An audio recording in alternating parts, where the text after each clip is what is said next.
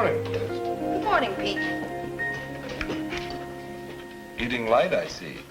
It's my new diet. I eat half a grapefruit every time I'm hungry. I eat about 30 grapefruit a day. Is that the Mayo Clinic or the Weight Watchers diet? I think it's the grapefruit grower's diet. Good morning, Breakfast Clubbers. Good morning. Hope you had a wonderful weekend. Because it's going to be a terrible week. Why do you say that? Because I just found a hair in my orange juice. Anytime there's a hair in your orange juice, first thing Monday morning, it's going to be a terrible week. Mr. Kaufman, I've got to talk to you. You see? I am not going to go through another week trying to teach a history class with Harvey Butcher in it. Now, either he goes or I go. Sit down, Mr. Walters.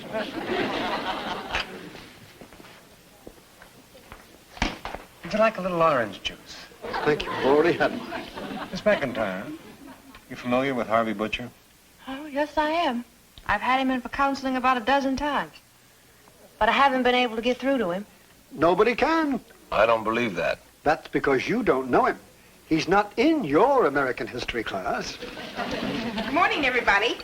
May I join you? Oh, sure. Sit down. Miss McIntyre, do you think we should consider ROing Harvey Butcher? Well, I guess it's come to that. I agree. What's ROing? RO is the new term for SA. SA? Social adjustment, RO means readjustment opportunity. which is just another phony way of saying. We're going to throw him out. Transfer him to another school. Sometimes the shock of changing the environment helps to straighten a kid out. But most times it doesn't.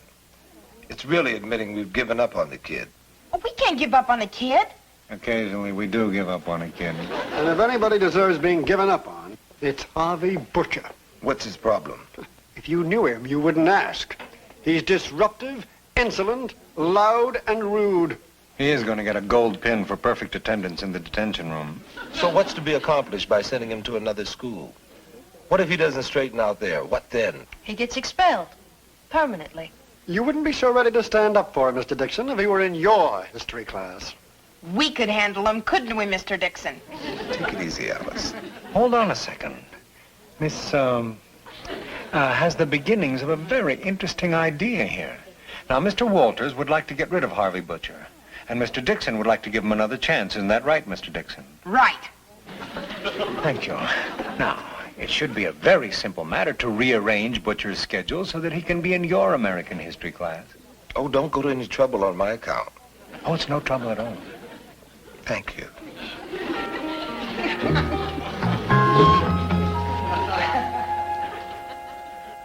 We've got 15 more minutes.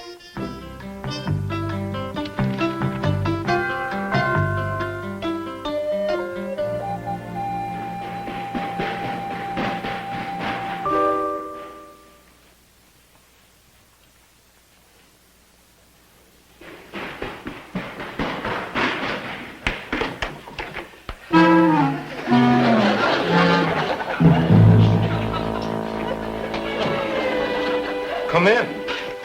Hello there, sir. My name is Harvey Butcher, and I'd like you to know it's an honor and a pleasure to be in your history class, Mr. Mason.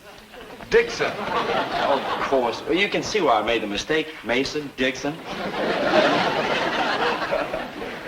Oh, this class is taking a test. Oh? Best of luck, everybody. You've got 12 minutes left. I'm sorry, sir. I did want to make an impression on you. Oh, you have. Now sit down until the bell. Take any desk you like.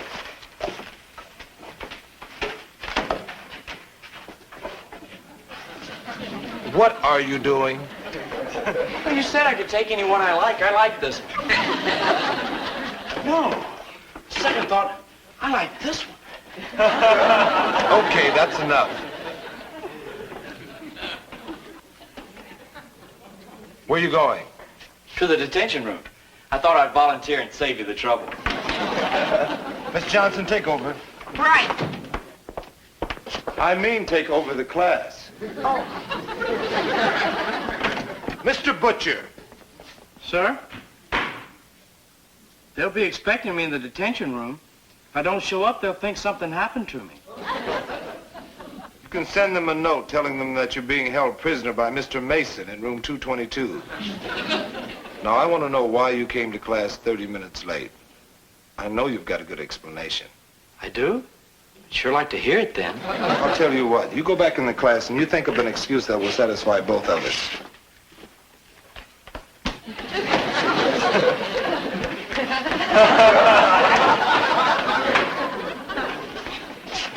I think you're starting to make progress with him.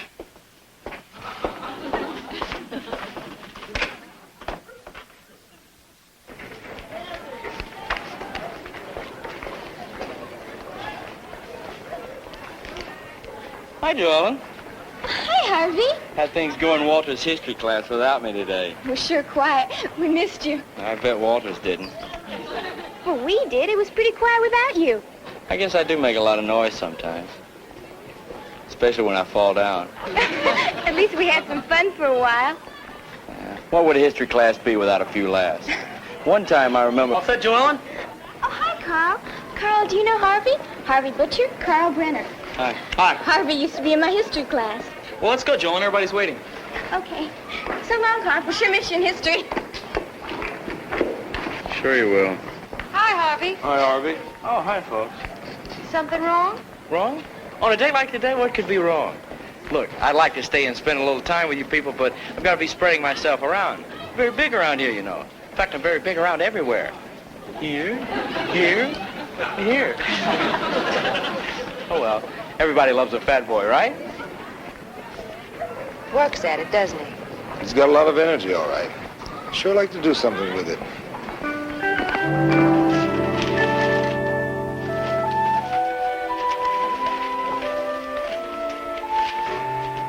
Hey, where's my test? What'd you do, burn it? No. I thought I'd give the class a treat this morning and let you read yours aloud.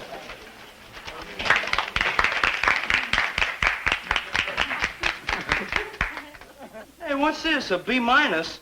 Oh, this paper is an F if I ever saw one. And I've seen quite a few.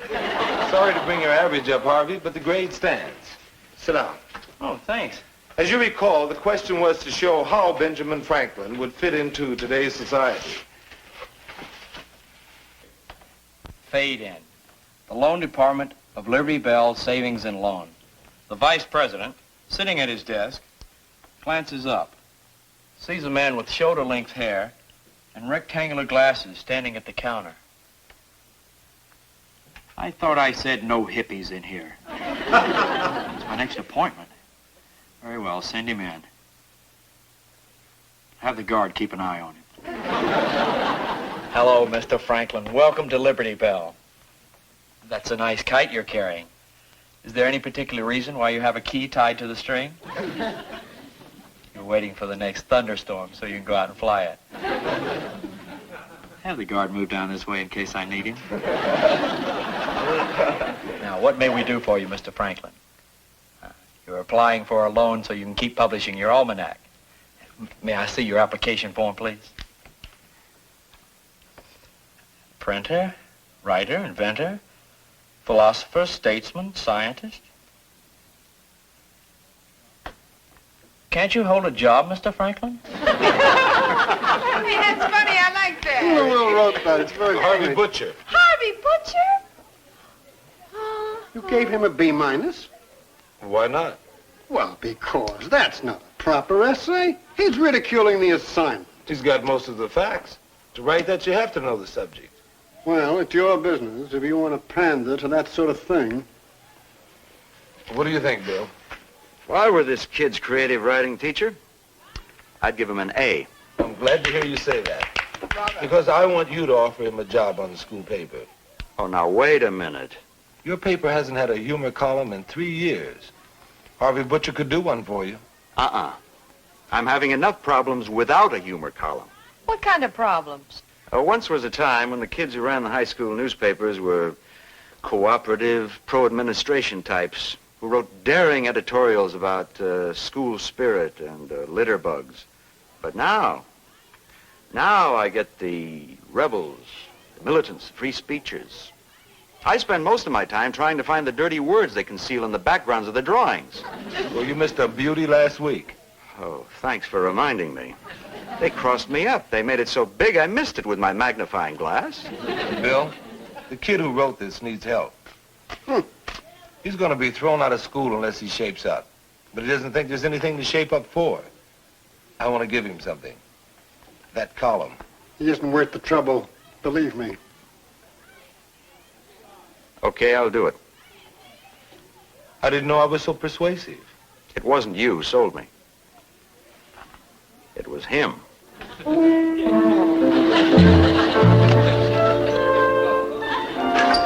Hey, Neil. This is Harvey Butcher. This here is Neil Kovac, our editor. Hi. Wait till you read this man's stuff. He's out of sight. Well, I have to have a masthead made up, so you better think of a name for your column. Name. How about Fred? Take any desk that's empty. I want to leave 500 words minimum from you by Thursday. Oh, I'd better get started then. I only know 400 words. Get around, baby. I think I'm gonna need your support. Come on, Harvey. Sit right there. See you later.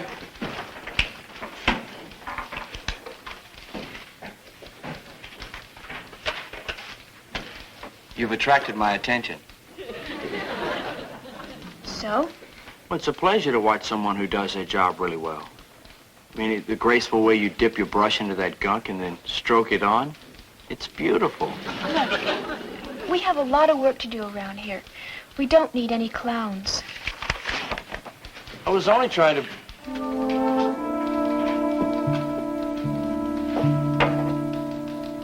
You know, for a humor columnist, you don't look very happy. That's the way it is with us funny guys sometimes. All the laughter and gaiety is inside.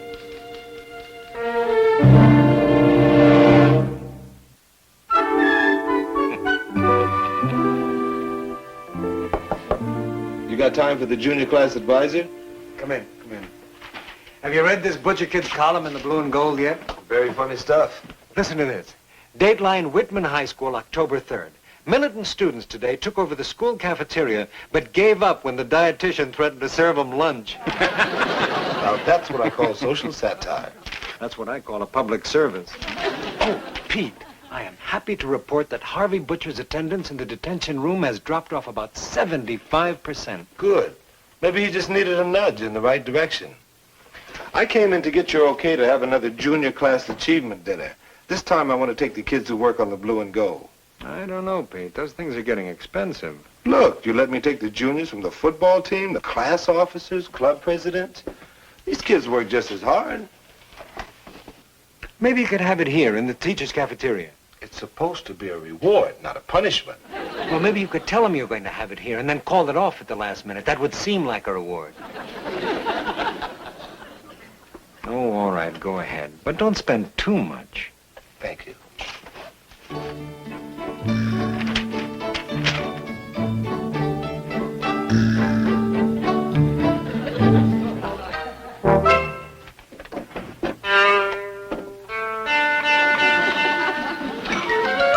What do you mean George Washington was unpopular? Wasn't he called the father of our country? Helen. Yes, but there sure were a lot of people who didn't agree with him, like what he said in his farewell address. Well, tell me what he said. Harvey? Well,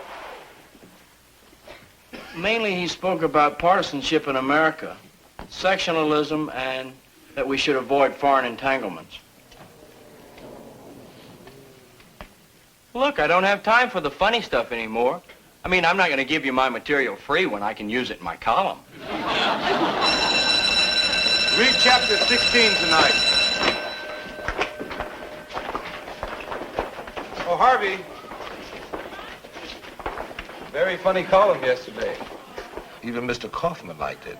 I guess I'm going to have to aim a little higher then.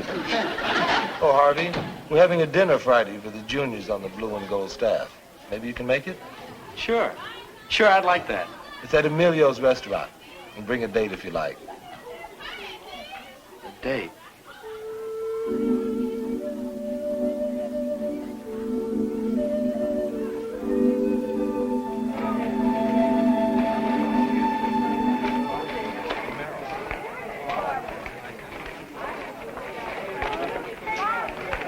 Is this your ticket?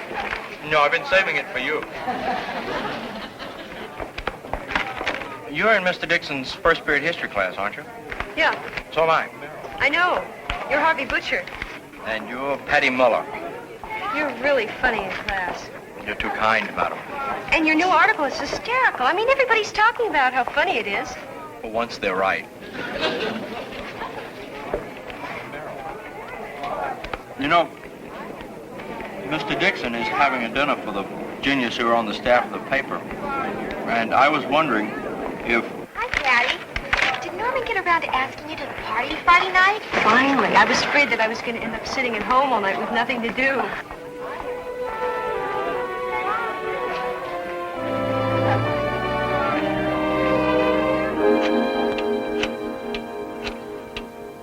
Oh, Connie? This is Harvey Butcher. In your third period English class. I'm the funny guy. Kind of heavy. Yeah, that's me. Connie, I'll tell you why I'm calling. Mr. Dixon is taking the juniors on the staff of the Blue and Gold to dinner Friday, and... Well, what I was wondering, if you're not doing anything Friday night... What? Oh, yeah. Sure, hair does have to be washed, doesn't it? Bye.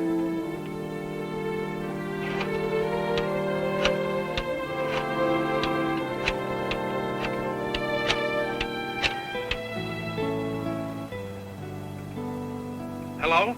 Darlene Frank of 2344 Claymore Avenue? This is the question man. Answer this question correctly and you win a fabulous prize. Ready? All right, then, here's the question. Do you have a date Friday night? No? Then you win, Miss Frank, an all-expense paid night on the town with Harvey Butcher, the well-known humor columnist for the Whitman Blue and Gold. How about that? Yeah, this is Harvey. Can you make it? Your hair. I understand. Well, in that case, Darlene, you don't win the big prize, but we're sending you a consolation prize of a bottle of shampoo.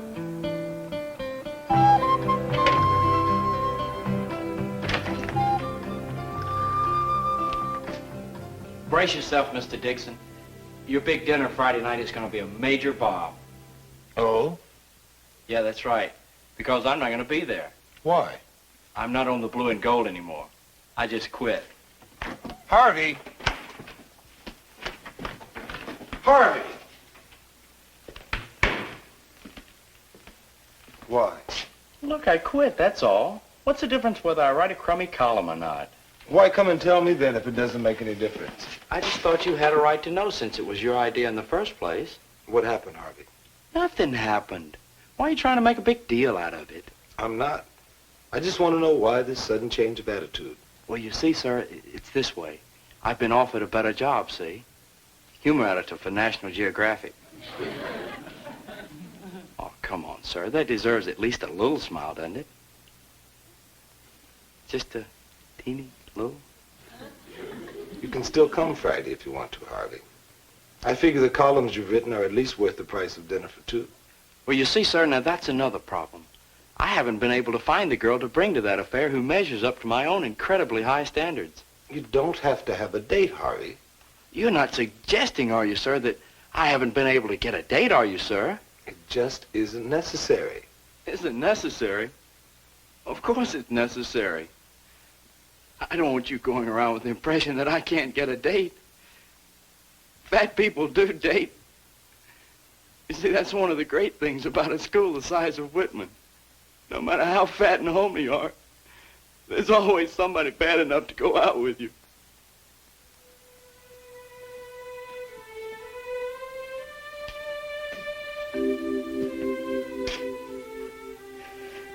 Mr. Dixon, please.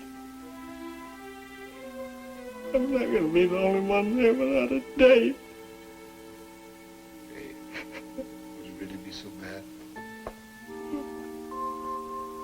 Isn't what you're doing to yourself worse?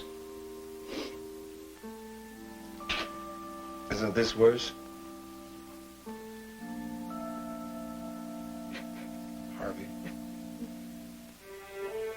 give yourself a chance. Try accepting yourself as you really are. And maybe other people will. easy to say. I know it's not easy. But it's up to you. You're funny. But you use it as a shield. Anybody who tries to make contact, you give them a joke, make them laugh. But you don't let anybody get too close.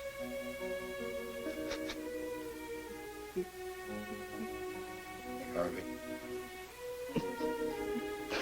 don't be afraid to let people know who you really are.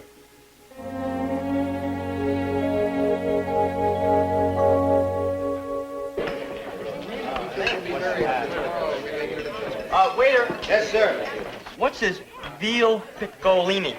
That's thin slices of veal sautéed in marsala wine and covered with prosciutto ham and mozzarella cheese. Hey, sounds great, but I don't like veal. What's the sweet bread? Beats me.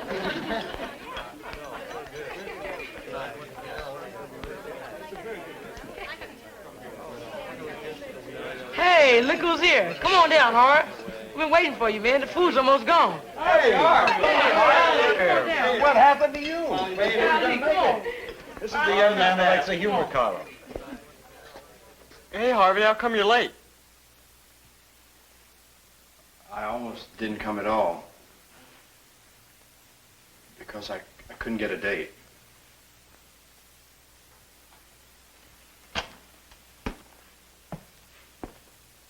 But somebody told me I should.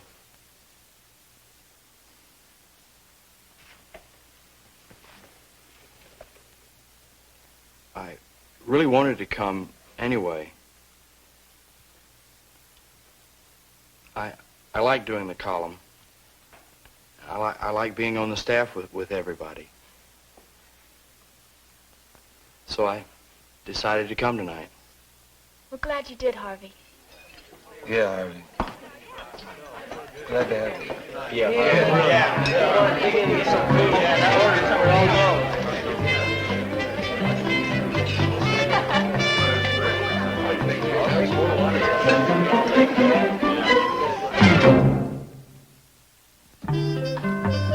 I had a note that you wanted to see me.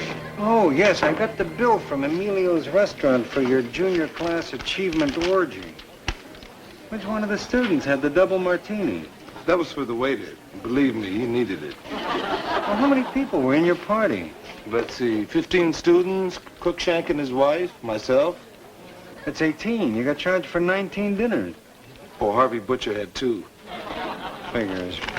How was the food? It was good. Had veal scallopini and mushrooms. Tuna surprise or Franks and beans, Mr. Kaufman? No surprises for me today, thank you. Franks and beans, honey. Do me a favor, will you? The next time you decide to have one of your achievement dinners, Yes. please take me with you.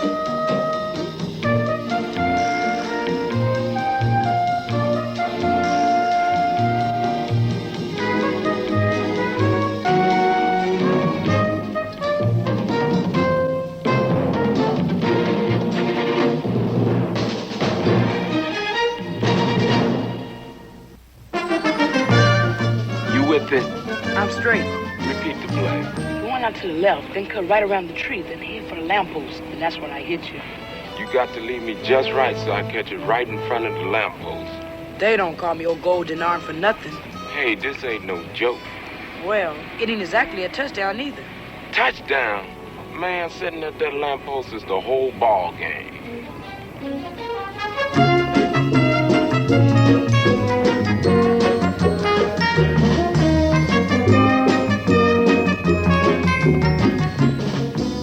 Something's wrong. What, no salt? No, it's delicious. That's the trouble with bringing your lunch from home. Okay. What's that supposed to mean? Well, what's the point of eating your lunch in school if you can't complain about it? Do you remember how much trouble we had getting Jason Allen to take his physical education class? I think he said something about sweating and not getting paid for it is for suckers. Look at Richie and Jason.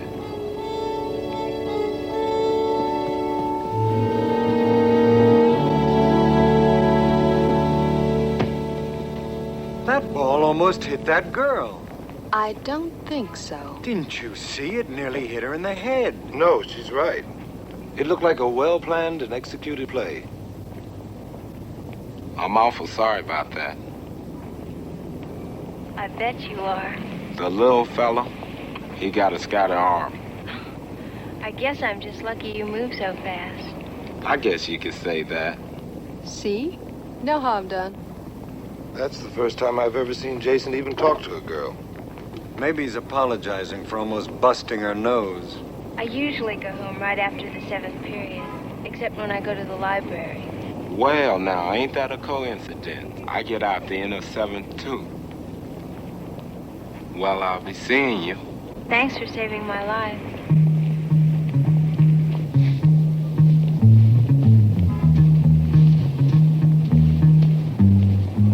Well, folks, I think something has finally touched Jason Allen. Well, it's happened to the best of us. Love's a virtue for heroes as high as the snow-high hills, immortal as every great soul is that struggles, endures, and fulfills. Don't let that fool you. Inside I'm as hard as nails. Yeah. Come on, Jason, let's make it. Be cool. What you want to hang around here for? This is where it's happening. Here, outside school? That's right.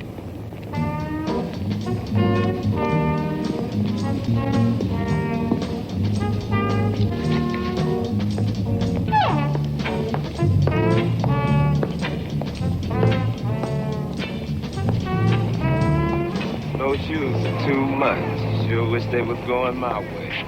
Maybe they are. Hey, where you going? Later, baby.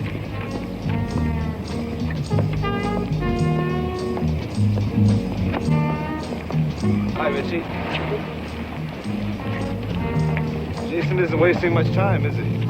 I just remembered who that girl is. That's Elaine Harris, George Harris's daughter. So what's wrong with that? From what I know about George Harris, I wonder what he's going to think about his daughter and Jason Allen. His daughter, incredible. What's incredible? The way a woman's mind works. Jason talks to a girl and you practically got him married. Anyway, Harris is a pretty good guy. He's one of the few parents that's willing to volunteer once in a while when we need him. I know, but Jason Allen and Elaine Harris, I don't know. I guess Seymour Kaufman isn't the only romantic around Walt Whitman High. I guess not. I hope not. Come on. You Elaine Harris. That's right. How did you know? And you live at 452 South Audley.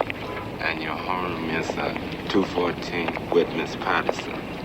Hey, that's right. And 4th period, you got a friend. I don't understand. What do you think I do? Go around hitting on every chick that comes along? I like to know what I'm doing. Have you been following me around? Uh-uh. Then how do you know so much about me? You really want to know? Of course. It's there. There on your book cover. Jason Allen of the FBI? Where'd you get my name? Oh, I got my ways. I guess you do. I dig your natural. Why don't you do the same? I'd like to, but my father wouldn't like it. It's not his hair. No, but I'm his daughter. You see, I like to please him. Don't you think we should try to please our parents? Never thought much about it.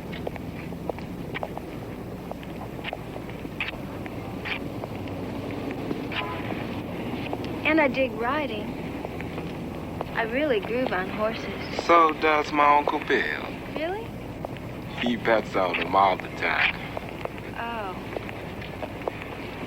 How do you make the scene? Well, for my coins, I got a part-time slave over at Brandt's department store.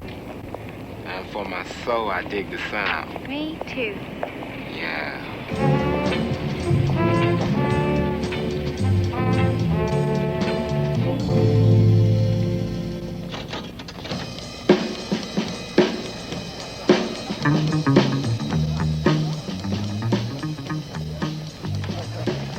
Now we're really living. Can you dig those sounds?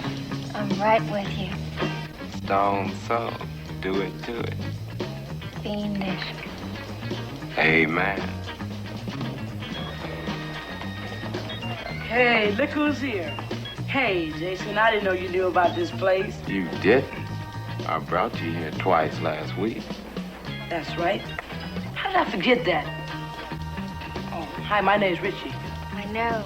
You're the little fellow with the scatter arm. What? Oh. Great food here, huh? Terrible. Great sounds. Stone soul. Yeah, too much. Well, I guess I'll find a seat. Uh-huh. You know to sit down. Right. Well, I guess I'll see you later. Hey, be nice. Hey, Richie. Yeah. What's the matter with you sitting here with us? You mean it? I'm not budding? You kidding? We love having you here. Oh, swell. And anyhow, you're gonna need somebody to help you with all that terrible food.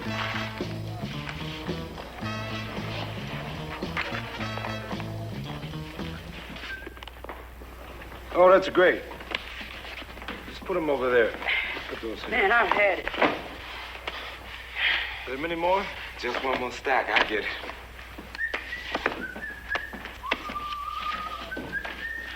It's a long ways to the basement. What's with him? What do you mean? I mean, our newest volunteer has never volunteered before. Not only that, he's even started handing in his homework assignments. I don't know if I should tell. You've been sworn to secrecy. No. I guess it's nothing to be ashamed of. Can you dig? That dude's in love. Well, that could do it. Yeah, and he got his first date tonight, and he'll be clean on clean. Clean on clean?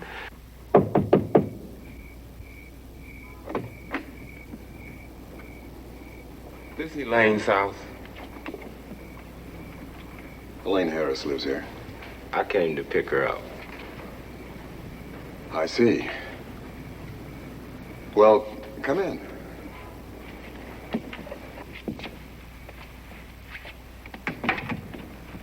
I'm Elaine's father. How you do? And you're? Jason. Jason. Well, make yourself comfortable, Jason. I don't think we met before. You, new in the neighborhood? I'm not from around here. Oh, then you must have met Elaine in school. That's right. Great school, Walt Whitman. It's okay. You studying for college? No. Huh. You on any of the teams? Walt Whitman always feels a powerhouse football team. I ain't interested in that jazz. I see. Would you like a cup of coffee? Don't drink coffee. Good for you. I sometimes drink 10, 12 cups a day. Make yourself comfortable. You'll find some magazines there. Like they say, a man who can read and does not read is no better than a man who cannot read.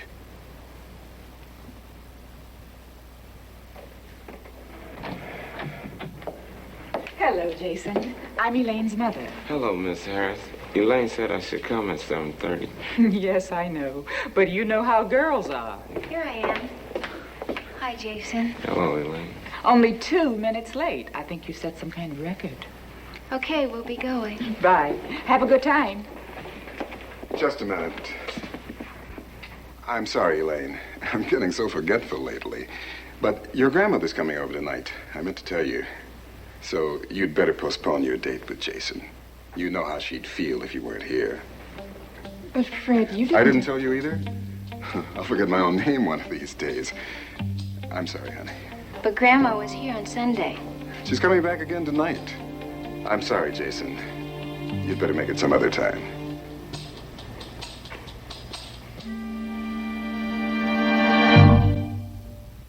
And she didn't sleep all night because of what happened. She said that. Well, don't she look sleepy? Well, you tell her when she go home, she better take a nap.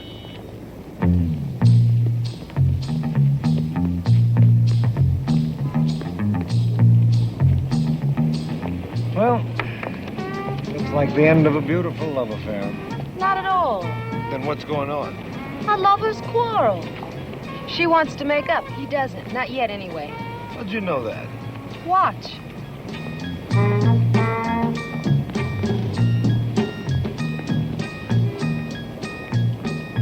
Jason's still playing it cool. He won't look at her. Now's just about the time Elaine will give him a very soulful look.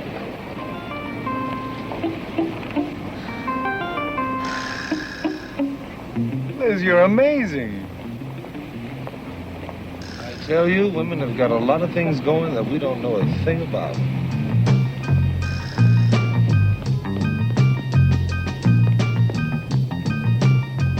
Now she's telling Richie if Jason wants to be so stubborn, that's just too bad for him. All of a sudden, just like that? It's the surprise element that does the trick.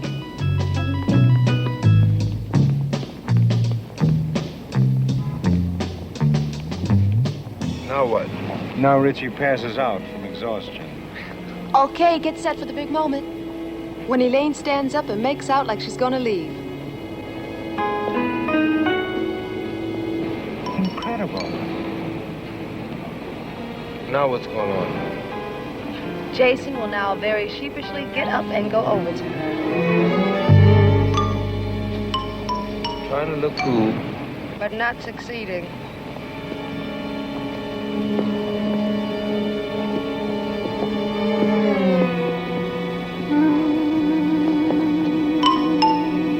That's absolutely fantastic. Liz, you've predicted the future.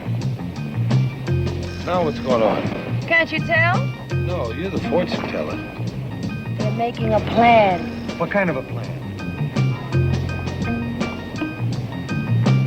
You know, I haven't the slightest idea.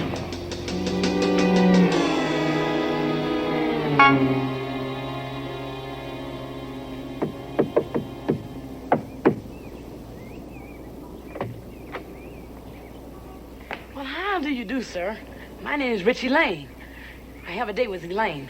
You have a date with Elaine? Yes, sir, I sure do. May I? Yes, of course. Come in. Hi, Mrs. Harris. I'm Richie Lane. Hello, Richie. Oh, great. You know, I like a house with a lot of magazines. I do a lot of reading myself. Well, I always say, he who doesn't read and does is better by far than he who do and don't.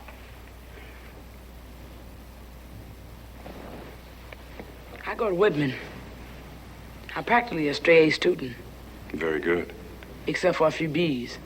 Listen, Richie, do you happen to know a boy over at Whitman called Jason? I'm ready, Richie. Swell. Who's that, Mr. Harris? Forget it. It's not important. Well, I guess we'll be going. Bye, dear. Have a nice time, you two. Elaine, Yes? enjoy yourselves. Thank you. No fear, Mr. Harris. See you around.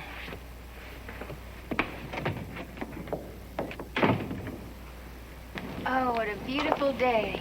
Even the weatherman's on our side. Didn't I tell you everything's gonna be all right?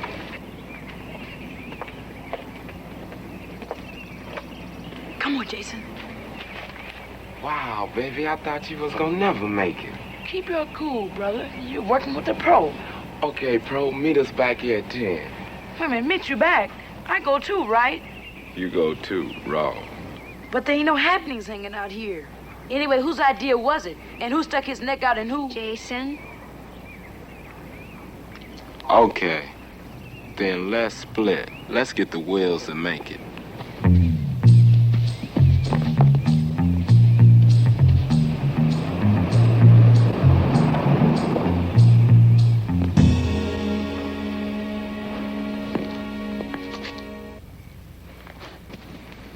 Hey, that was fun.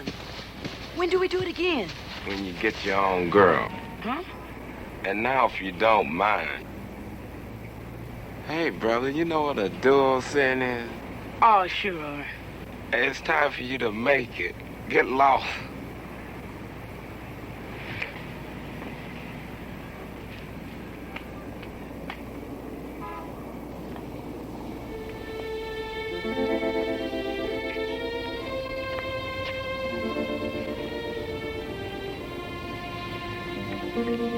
Thanks a lot, Jason.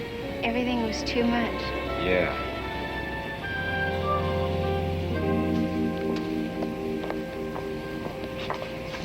Thanks a lot, Richie. Anytime. Just call Richie Lane Escort Service.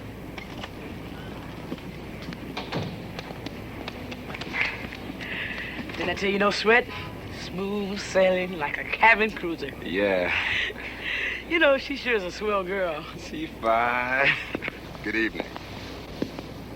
You know I wouldn't let you take Elaine out, so you decided to get your friend to do it for you. I suppose you think you're very clever. I don't think I'm clever. I sized you up from the moment I saw you. Wait a minute, you didn't even know me. Don't worry, I know you.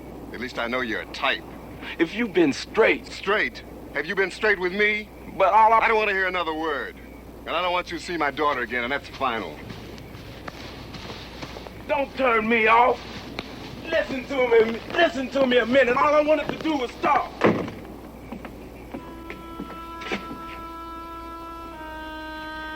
Hey, home. That was a raunchy deal. What happened to Jason? Is he ditching class because of what happened the other night? Maybe. Your father really gave it to him. I know. But Jason shouldn't be missing school. He's hurting real bad. No, that was a low blow your old man gave him. You just don't understand my dad. Try to tell Jason that. Anyhow, what Jason's doing is not going to help anything. Your father was pretty mean. Will you stop saying that? My father's really a very kind person. Not to Jason, he wasn't. Maybe not. I don't feel so hot about it either. But the way Jason's taking it, not just missing school. What can we do?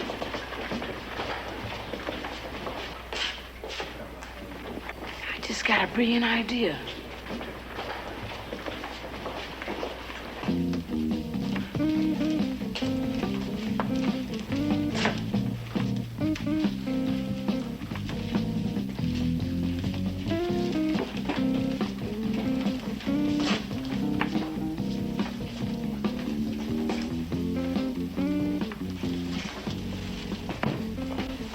You've been missed. I'll bet. Whatever's eating you, Jason, ditching school's not gonna help. Ain't nothing wrong. Nothing's wrong? You haven't been to school in 3 days. I ain't hurting nobody. What about yourself? You really let Mr. Harris get to you, didn't you?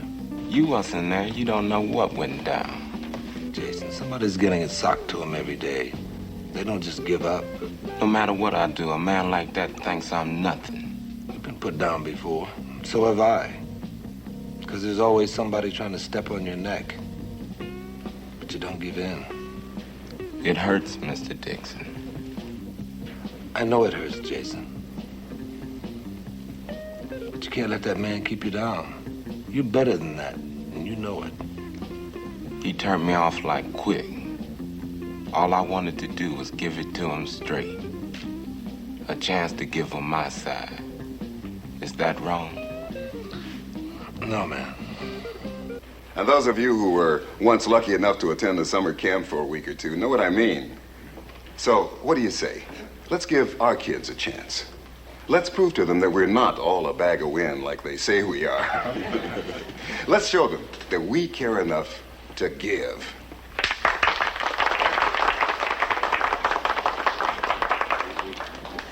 Looks like he really put it over. He sure did. He's quite a speaker. I wonder how well he listens. Why?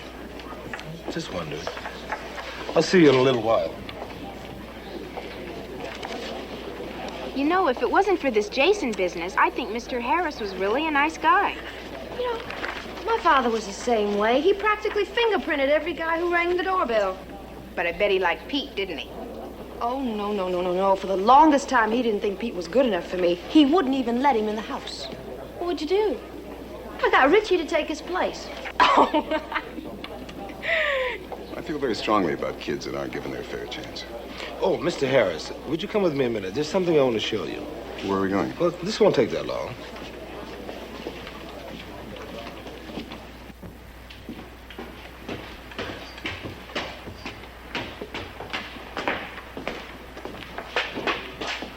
Hello, Mr. Harris. Dixon, what is this? Well, Jason is a kid who feels he hasn't gotten his fair chance. He's the kind of kid that would abuse any chance he got. How do you know if you don't give it to him? There's nothing more to say. Maybe not for you, Mr. Harris, but if you don't mind, there's a lot I'd like to tell you. Dixon, I'm surprised at you having a hand in something like this. Mr. Harris, you talk good, real good, but you don't know how to listen. What's that supposed to mean? You see, you so busy talking, you ain't got time for what the other cat's trying to say. That's not true. You hurt me the other night. You hurt me pretty good. I guess it's your business who Elaine see.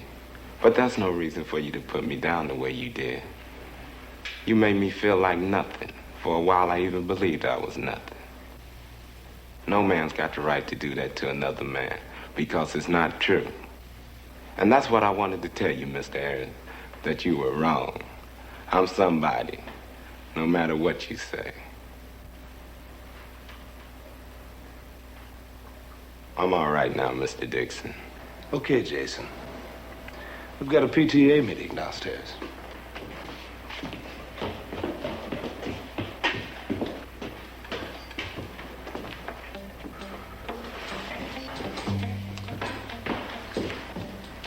Good night, Jason.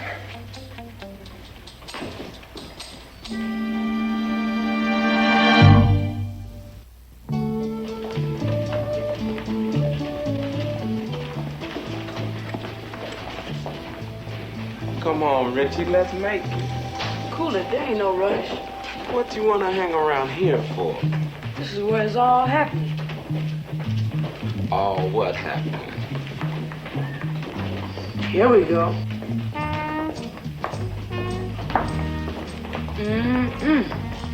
Shoes are too much. Sure wish they was going my way. It could be. What do you mean, could be? If you bring your big brother along. Him? That cat? No, you don't want nothing to do with him. Well, I'm the man for you, sister. Oh, can't you tell?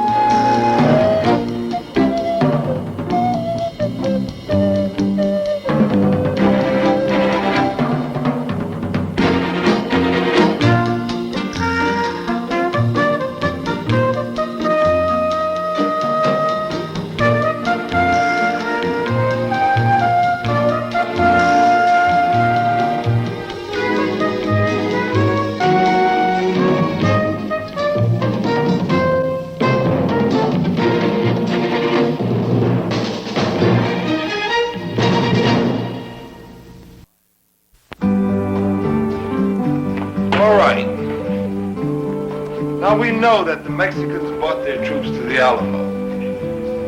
Let's carry it a step further. Do you think that the Texans really expected to win? Richie? I don't know how they could. Santa Ana had 3,000 men, but the Texans inside the Alamo had only 200. But even so, the Texans wouldn't surrender. Yay, Texas. Go ahead, Richie. Well, Santa Ana surrounded them and killed everyone. Davy Crockett, Jim Bowie, the whole bunch. Well, that's why Remember the Alamo became such a famous slogan, because the Texans went down fighting. Oh, man. Something wrong, Salazar? No, forget it. Was it something they said? Well, it's just that I'm tired of this big story of how it took 4,000 lazy Mexican cowards to put down 187 brave Texas heroes, that's all. Yeah, well, it's true. Everybody knows about the Alamo. Easy, Tony. I'm not saying the guys in the Alamo weren't brave, but the Mexicans had problems, too. The terrain was against them. They had bad lines of communication.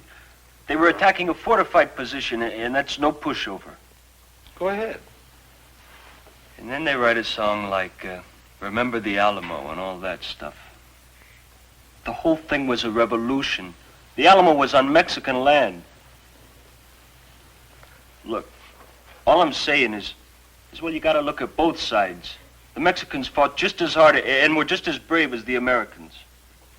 Very good.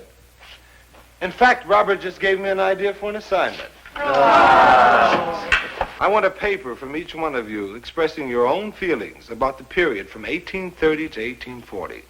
Now, if you want to write about the Alamo, fine. But remember, what I want is an expression of your own feelings.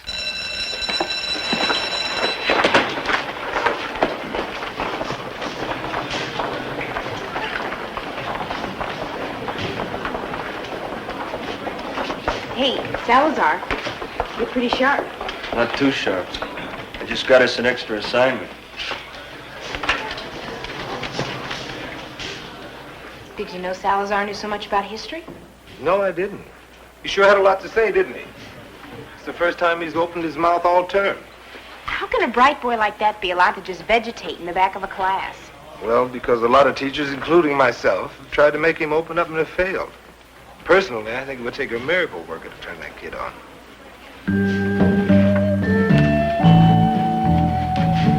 A miracle worker?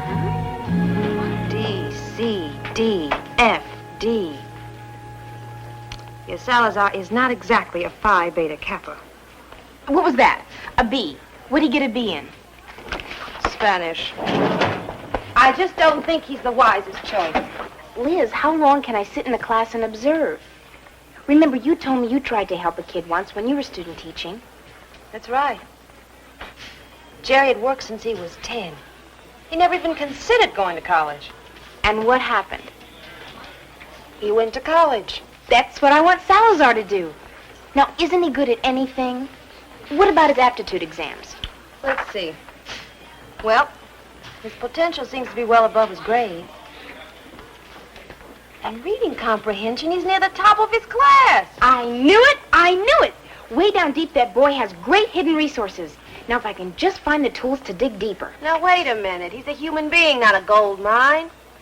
Anyway, all this proves, bright or not, is that he's not very interested in school. Then I'll make him interested.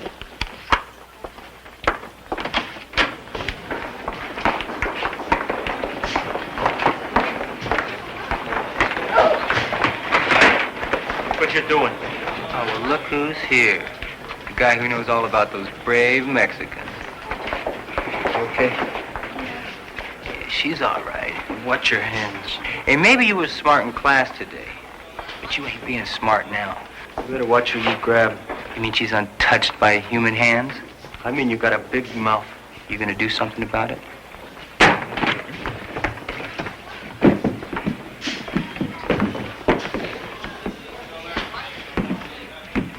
Stop fighting, you guys! You're in school! Look, if you don't stop fighting, I'm gonna get mad. I mean angry. If you don't stop fighting, I'm Okay, all right, great.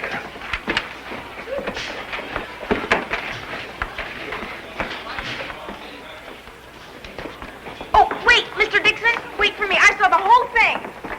The next time, I'm going to put it on your permanent record. All right, go back to your classes now.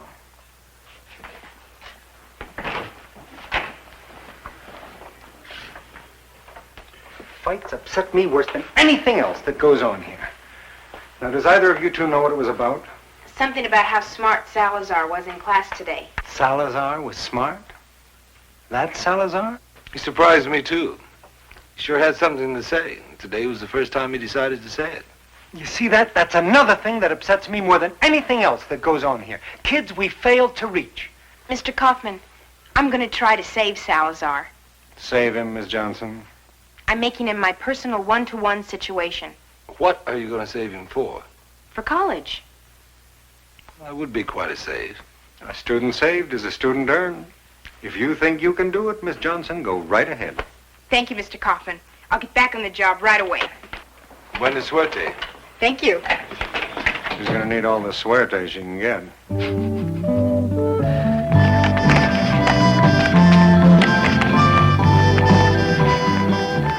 Good game. Now can we go eat? Okay. Thanks for the game.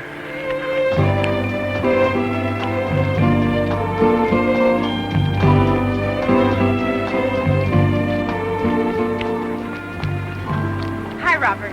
Oh, hi, Miss Johnson. Hi, Diana. Robert, could I ask you a few questions? Sure. What do you plan to do when you graduate Whitman? Get married, go to work. Did you ever think of going to college? Are you kidding? No. As a matter of fact, I've been up all night checking colleges that might take you.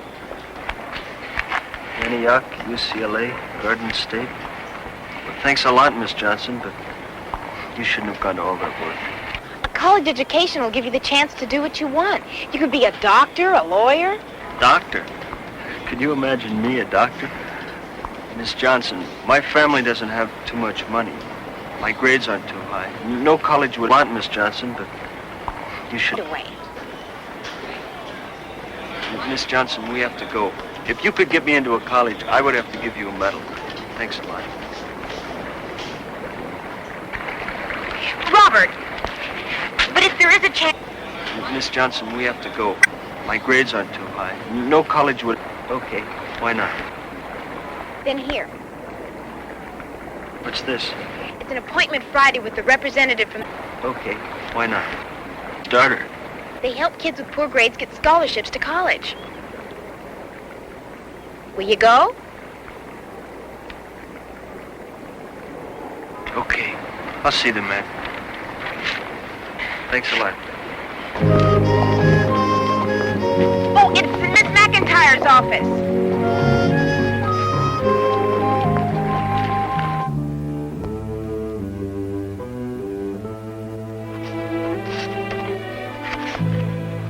You didn't put down your father's annual income.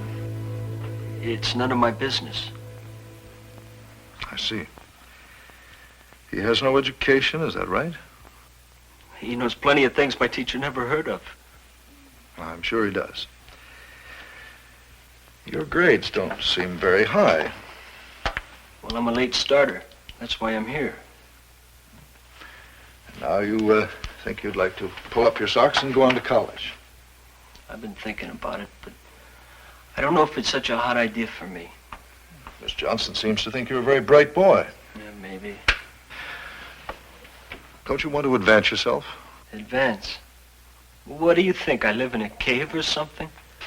No, of course I didn't mean that, but surely you want to give your children a better chance than your father is able to give you. Mister, my father works 10, 15 hours a day. But when he comes home, he always has a big smile for my mama, and his arms open wide for my brothers and sisters and me. Now, I would be happy and proud to give my children what he gives to us. I'm certain that your father's a very fine man. But you see, Robert, among the Mexican-American community, we don't get as many candidates as we would like. Somehow they don't seem as anxious to advance themselves as other minority groups. We're kind of lazy, huh? Oh, no, I didn't mean that. But we drink too much. Robert, I'm not down on anybody. But we're not too heavy on the brains, huh? That has nothing to do with... Because all we do is take siestas in the sun. You don't... No, Mr. Nutt. I don't think college is the scene for me. I might leave my donkey in the dean's parking space.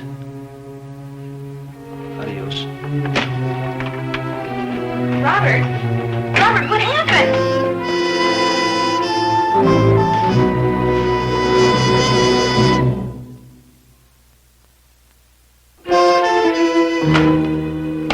What do? I try to get a kid to go to college, and he ends up quitting high school. Just a typical Alice Johnson, folks. Robert stayed out before. Don't worry, he'll be back. I wish I could believe that.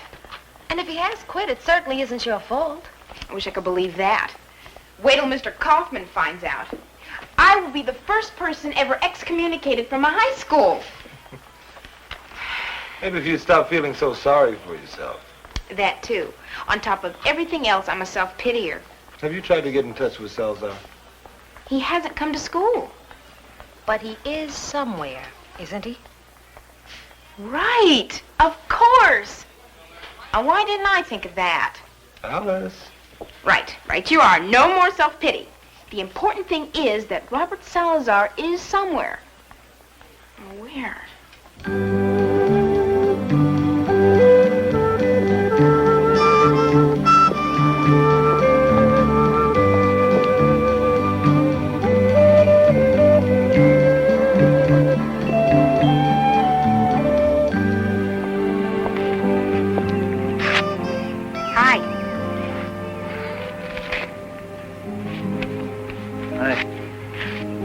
How'd you find me? I called your house. It's a beautiful garden. You know, I tried to plant a garden once. What happened? Nothing. Absolutely nothing. Maybe the birds got your seed. Robert, what happened on the interview? You want to smell some rich soil? You know, a lot of poor farmers would like a little soil like this. Forget about the interview, huh? It doesn't matter. Want to forget about you going to college, too? Look at all this. Not too long ago, it was nothing. A few seeds, water, care. Look, what do I need with colleges? Look, Robert, there's a college scholarship examination coming up in a few weeks. Now, if you pass, you get tuition money. Will you study for it? Now, forget it. I want to be a gardener. It's what I like.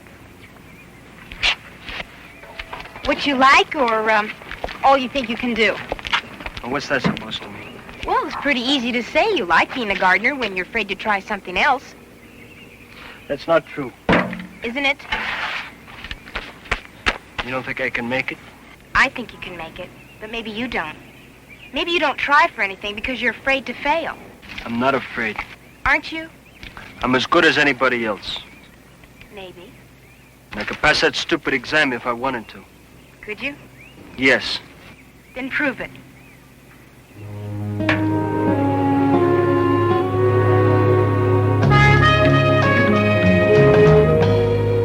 I ask myself, who are these people Santa Ana is asking me to kill? Will my wife and child in Sonora understand what I am being asked to do? We surround a simple chapel, a house of God. Suddenly we hear the word to attack. I want to shut my ears, to be deaf. Will my finger squeeze the trigger? I pray to miss my target. Why must I call this target enemy? Who are these men I must kill? God forgive me.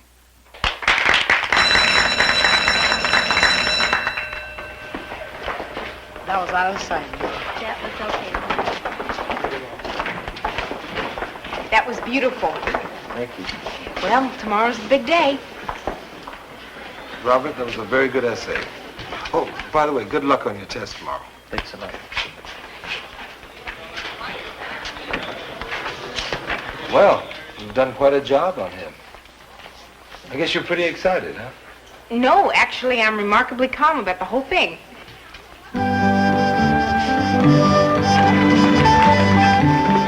Oh, excuse me, Mr. Kaufman. Well? Well, what? Well, did he or didn't he? Did who do what? Did Robert pass the exam?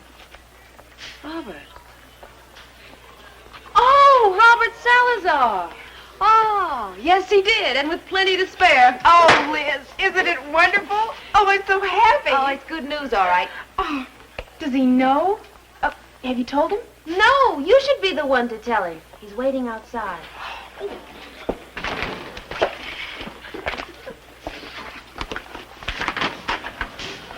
Robert, could you come in here, please?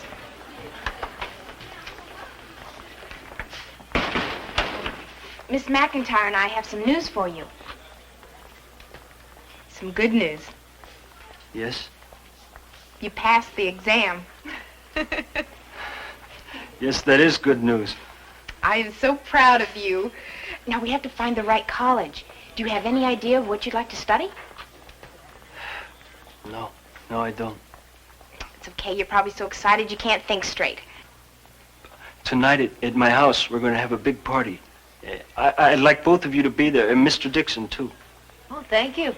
Thank you. I'd love to come, Robert. It's an engagement party. Diane and I are going to be married at the end of this term. That's great. Congratulations. Thank you. Thank you. I'll see you both tonight, huh? Okay.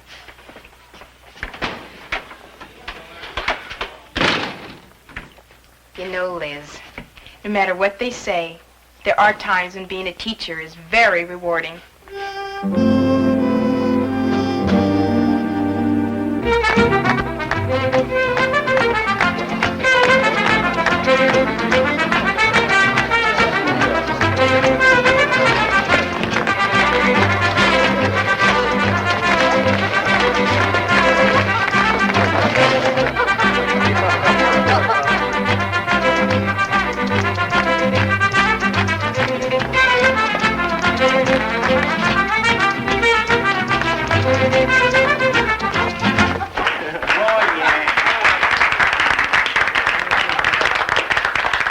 I'd like to say something. It's time for me to think back on who I have to thank for all of this. My friends, my family, my papa, and always at my papa's side is Mama.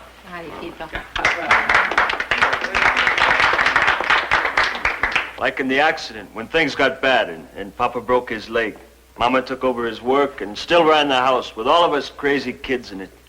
So what I'm trying to say, my mother and father, now that I'm to be married and start a family of my own, is thank you. Mama, Papa, and everyone who has been so good to me. I know I can never repay you, but, well, I'll try. So let's have some more music and dancing. Jose, music.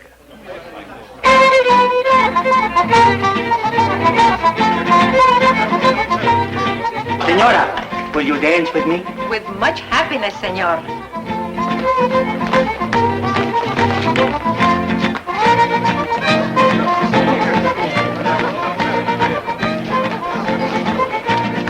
How come you never asked me to dance as graciously as that?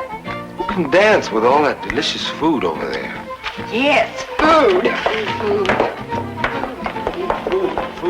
Oh, Liz, look at this. Oh, I love Mexican food. Oh, so hungry. Having a good time? It's great. And look at all this food. I have to get your mother's recipe for enchiladas. They look Enchiladas? Easy. Well, my mama's enchiladas are pretty good, but not as good as Andy Evans. Now he's a food expert. Maybe you know a little about picking a wife, but when it comes to food, leave it to Papa.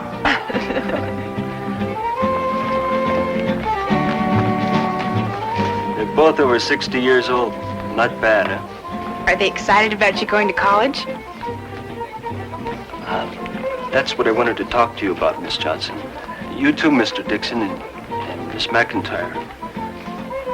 I'll go. No, stay, because I'm talking for both of us. I've decided not to go to college. That's what I wanted to talk. You told me what I might be if I go away to school and what I might be if I stay here. I'm glad you made me take that test. Because you know something, you were right. I was afraid I wasn't good enough. And now I can get married and live on a house on this street and raise an army of kids, be a gardener, and know it's what I really want. done a lot for me. You're a good person. Diana and me would like you to be our friend. Yes, and we'd like you all to come to our wedding, too.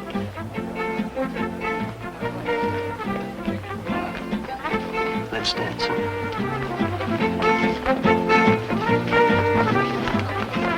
Alice.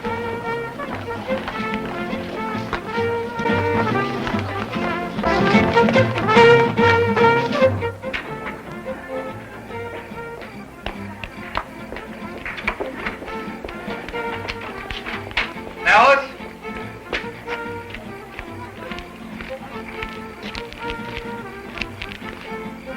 The party's just starting. Not for me. I don't belong in there. You heard what Robert said. I failed him, Pete. I didn't hear him say that. Well, that's what it means. His whole future's ruined. His future seems pretty solid to me. A wife, a job, a family that loves him. Look, you know what I mean. He's not going to college. Alice, a college education can be a wonderful thing. It was for me, but it's not the only way. Look, Robert had a choice. You gave it to him, and he thanks you for it. But he's doing what he feels is right for him. I don't know, Pete. Listen. Sounds like kind of a nice place to be, doesn't it? Hey! You're not going, are you? You'll miss all the fun. My cousin Dave is coming with his dog, and Carter's bringing his guitar. And if I say you're with me, Uncle Emiliano, he might even let you watch him take out his teeth. See? The fun's just starting. Let's go. What do you say? Okay.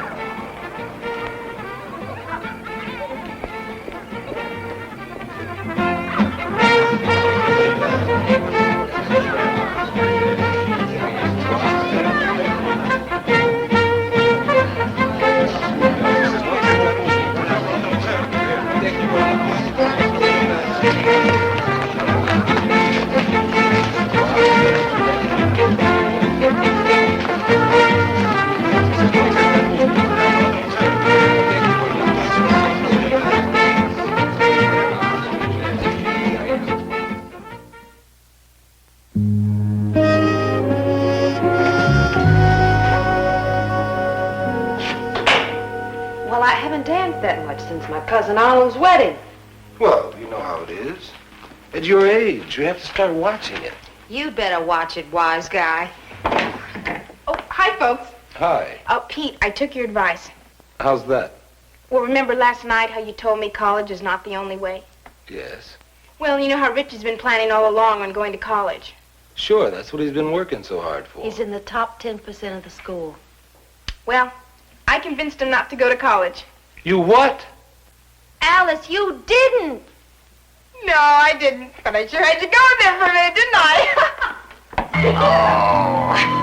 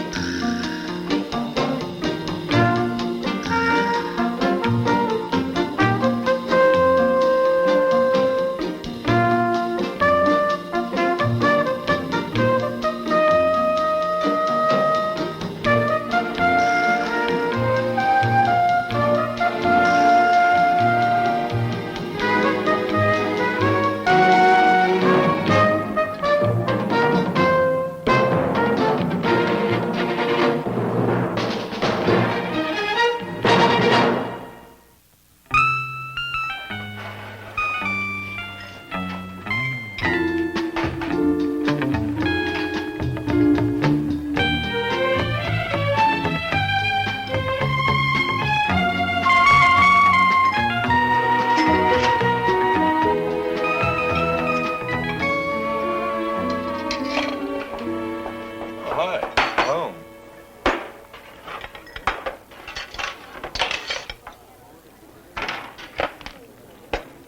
As I was saying, do you remember when they were saying, oh, don't worry, you won't have any problems when we get the supply system on the computer? Yeah. We've been trying to get new gym suits for the last 4 months. Every time we order, they send us 4 dozen medicine balls. We have more medicine balls per student than any other high school in the world. And fewer gym suits. Right.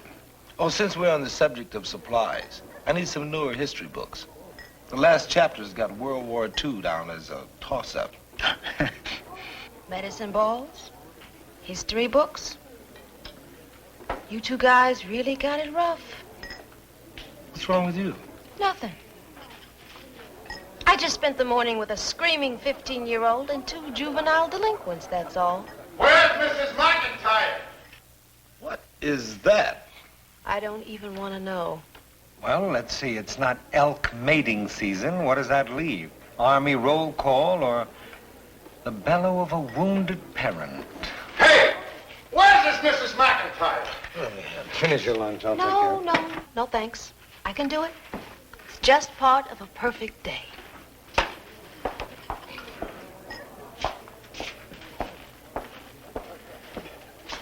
May I help you? I'm Miss McIntyre. It's about my Sharon. You know they're still waiting for you up in your office if I hadn't come looking for... Excuse me. Which Sharon? My Sharon. Sharon Stops. I'm her old man. Oh. Well, Mr. Stops, if you don't mind, could we talk about this a little later? I was just starting my lunch. Look, I gotta get back to work. I'm on my lunch hour too, you know. Let's go. I got a mother here. We're all waiting for you. Come on.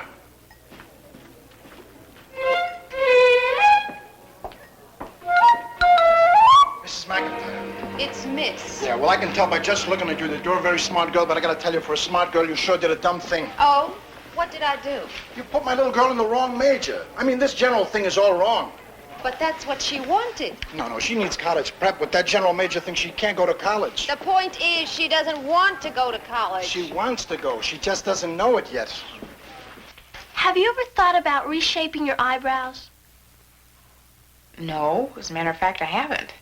You should listen to her. She knows a lot about makeup and hair. Well, you should see what she's done for some of her girlfriends.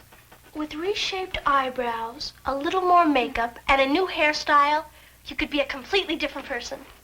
Who could I be? Well, you could be you, only different. You think I'm pushy? Is something happening? Sure I'm pushy, but you gotta be if you want to sell tires. Is that your office? Yeah. Let's go, girls.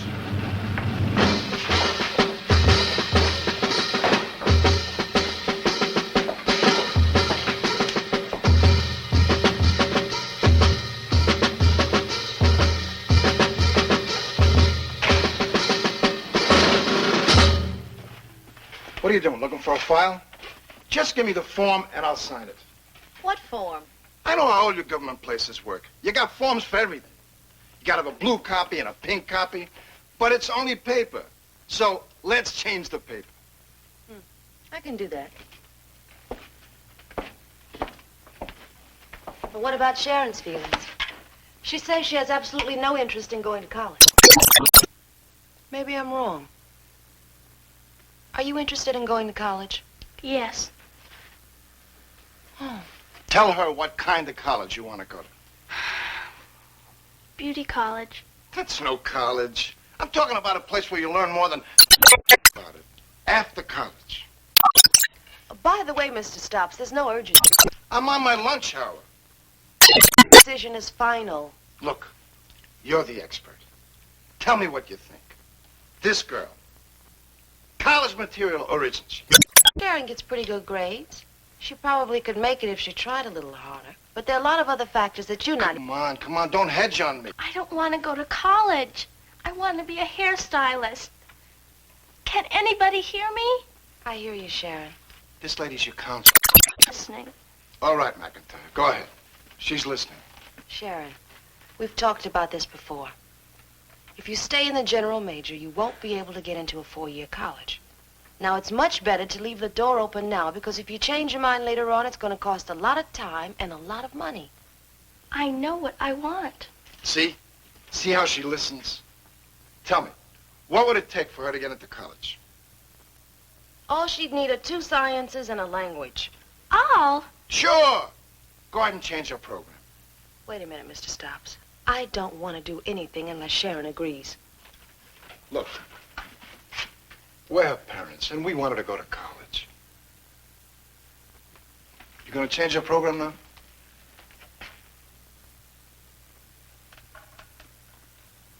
Sharon, it is possible you change your mind later on and decide to go to college. I don't like doing this if you don't want it. But why don't you give college prep a try? I told you you're a smart girl, McIntyre.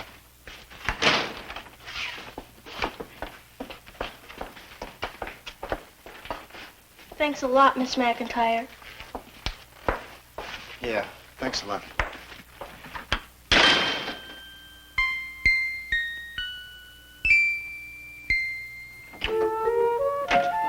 Oh, hi, Sharon. Hi.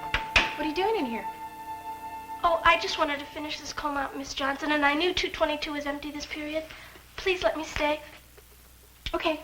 Thanks. You really do that great. Thank you. You know, you've been in class 3 weeks and you never looked the same way twice. I meant that as a compliment. Would you mind if I just tried to do a little change right around your eyebrows? Well, Oh, I guess not. You know, with your facial shape and bone structure, you could carry some more makeup. I could? Mm-hmm. Tell me, Miss Johnson, have you ever wondered what you might look like as a blonde? No, not really. Well, to be perfectly truthful, one time I did think about it. You did?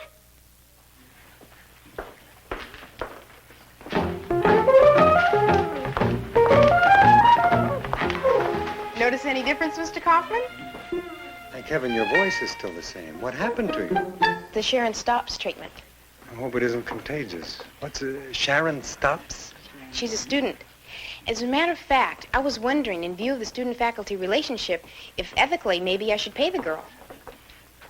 Oh, no, Miss Johnson. Ethically, I wouldn't pay her for that.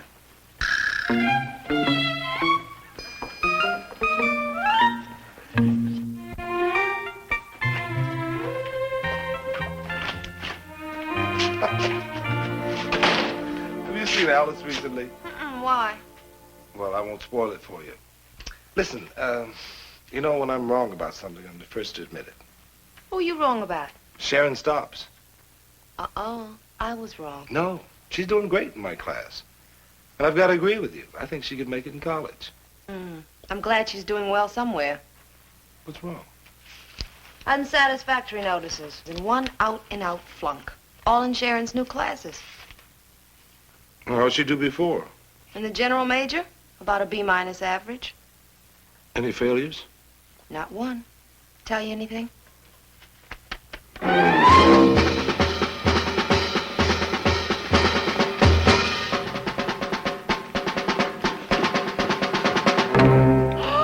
Lamb shanks! Oh, I've been waiting weeks for lamb shanks. That's nice. They've been waiting weeks for you, too. Oh, nonsense. They're delicious. Lamb shanks, please. Hey, McIntyre! McIntyre! Bye, lamb shanks. My girl is flunking. Tell me why. This is idiotic. Ask her. If she knew anything, she wouldn't be flunking. Besides, you're the expert. No. She's the expert. I can only speculate. Speculate. Look, 4 new courses is a lot to handle. Too big a change, you mean, or what? She's got more work to do, and there's much more competition among the kids. More work.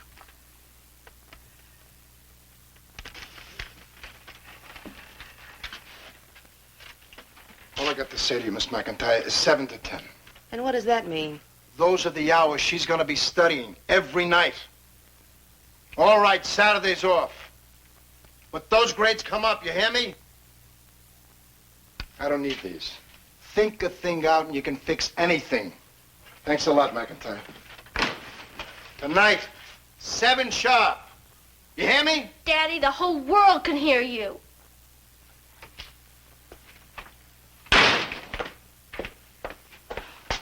He never listens. Only talks. How can a man like that know anything?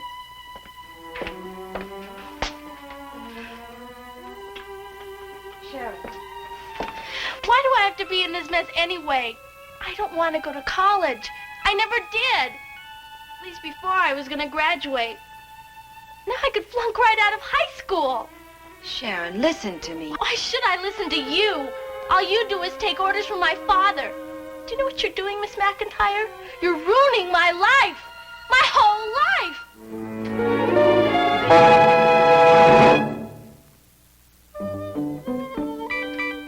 Lunch? No, Alice, not right now, no. Well, I'll be right outside here, okay?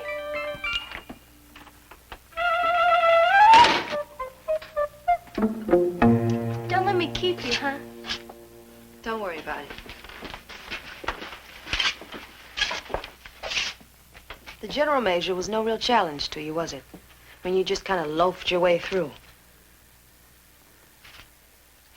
And now with college prep, well, for the first time you have to produce. Sharon, now these are cop-out. What makes you say that? I mean, what do you know about me anyway? Not enough, obviously. Obviously. Thanks again, Miss McIntyre.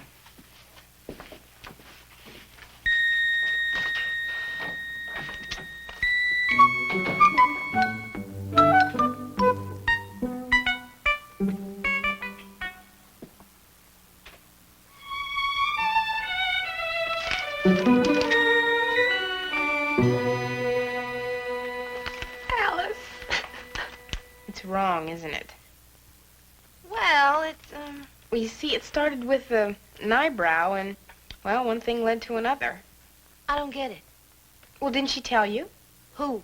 Sharon Stops. You mean she did that? Sure, it's her wig and everything. You know, people are really looking at me differently. Well, I bet they are.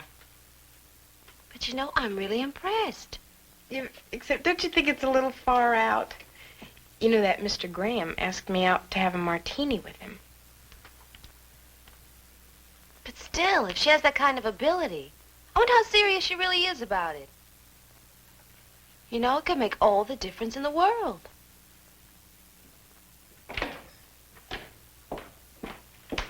Hi. If you're looking for Mr. Schneider, he's in his office. Well, as a matter of fact, I was looking for you. You got a minute? Minute? I may be here forever. What's the matter? He says I stay here till I get it right. Anyway, what is it now? Sharon, this thing about being a beauty operator. I told you. How many times do I have to tell you? But how do you know that's what you really want? Look, I work on my girlfriends all the time, and I love that. But that's not professionally. If I You mean in a beauty shop? A real beauty shop? Would you be interested? Are you kidding? All right, then. Do you know what an apprentice shampoo girl is? Yes. Well, there's a shop that needs one. Now, all you do is learn how to wash hair. But you'd be working with people, and you'd be on the inside.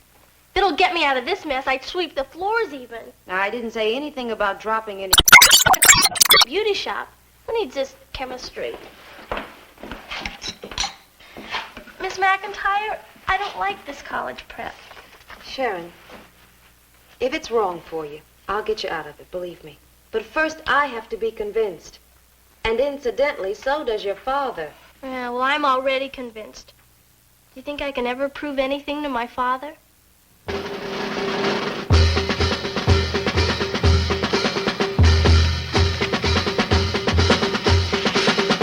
Well, you're 2 bites late, Mr. Stops, but I'll say this. You're good for my figure. Look, I got a business to keep going. I can't keep running up here all the time. That's fine, Mr. Stops, because Miss McIntyre has enough to do without your running over here. What do you know? Well, we've been talking about it. What, you need advice now? Who is this guy, anyway? Pete Dixon. Oh, Dixon. My Sharon likes you. You can stay. Thank you. You ask if I needed advice, Mr. Stops. Well, I'll take all the advice I can get for something as important as this. Then what about my advice? I raised this girl. When it comes to Sharon Stops, I have put in 16 years of study. Can either of you match that? No. But Miss McIntyre can bring something to the situation that you can't. Objectivity. Maybe I don't need it. What's the point, Mr. Stops? The point is, you want to give her advice, that you get paid for. Getting her jobs, I don't go for that. Why? Because I decide those things. Sharon doesn't have a voice in this, huh? At her age, what does she know? That's the point, Mr. Stops. She doesn't know. I thought the job would help Sharon decide what she wants out of life. You mean today? Or tomorrow? Or the next day? The answers are all different, you know. She changes her mind like her hair color, that kid. Somebody has got to tell her what to do. You're really that sure you're right, huh? Yeah. Then the job should prove it, don't you think? I think it's a waste of time. Well, I think it's important. Very important. Then one of us has got to be wrong.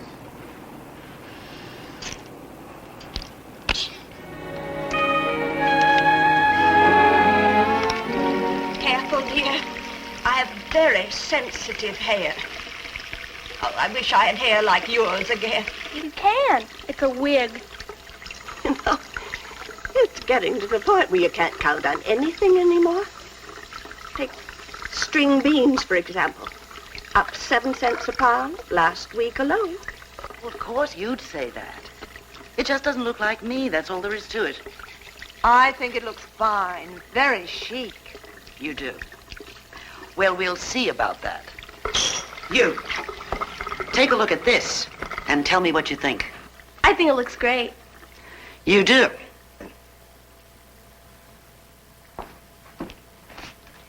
It's like that everywhere these days. Just a kid. What does she know? It's just string beans. Okay, one thing. I'll recall Have you priced No, shoes? no, I'm late now. I'll just have to live with it.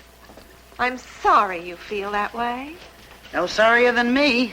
Your operator will be right with you. Well, they're not all that way. Of course, all it takes is one of those a week, you know. You think she'll be back? Oh, yes, and she'll ask for me. Well, like around school. All my friends really dug the way I did their hair.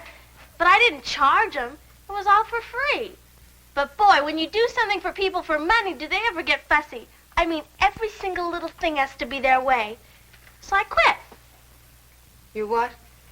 Listen, it takes 1,600 hours of schooling just to get your license.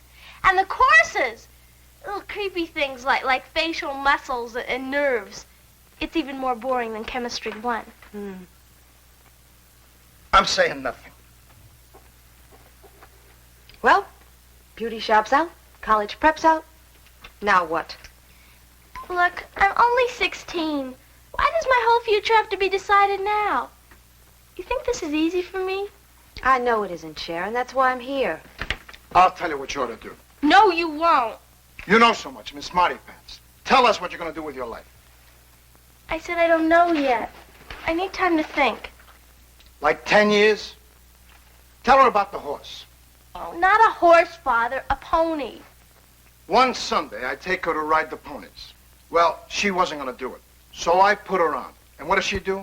Fall off. Cry? You should have heard the fuss. So I think, have you made a mistake? And I say, Arnold, you better find out. Well, the kid wasn't hurt, so I put her back on it. What have you got trophies? Not just trophies. Ribbons, decorations. She's got a good seat. You know what that means? Daddy, horses and college aren't the same thing. Yeah, but I know you, and I know what's best for you. And I don't think she does.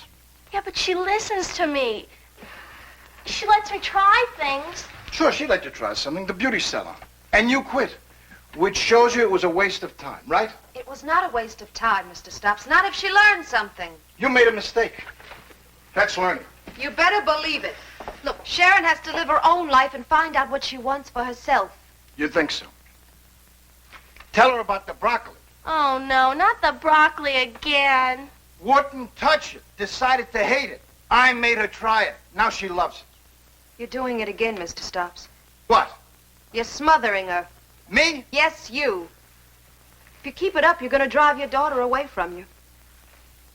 What do you mean? I mean she has a mind of her own. Why don't you recognize that fact? What am I doing so wrong? You're bullying her. You're keeping Sharon from making her own decisions and her own mistakes. You know, one of these days you're going to put her on that pony and she's going to get off and stay off because it just isn't what she wants. She's right, Daddy. I only want what's best for you. I know that. Come on now. Who really knows what's best for his little girl? I do. From now on, I'm going to tell me what to do. You're not going to tell me what to do anymore. All right.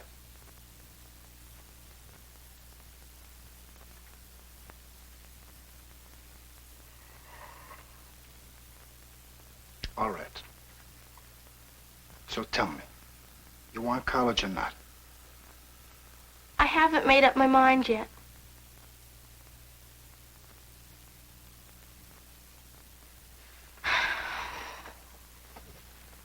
Okay. Okay, what? I've made up my mind. I want college.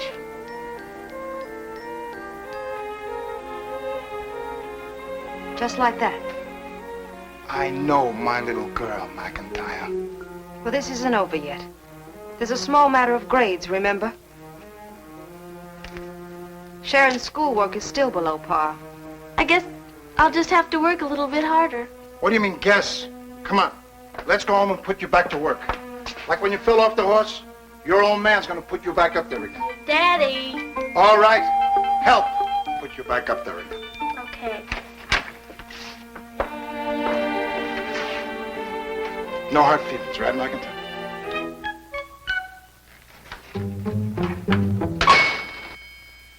Don't mention it, folks. No trouble at all.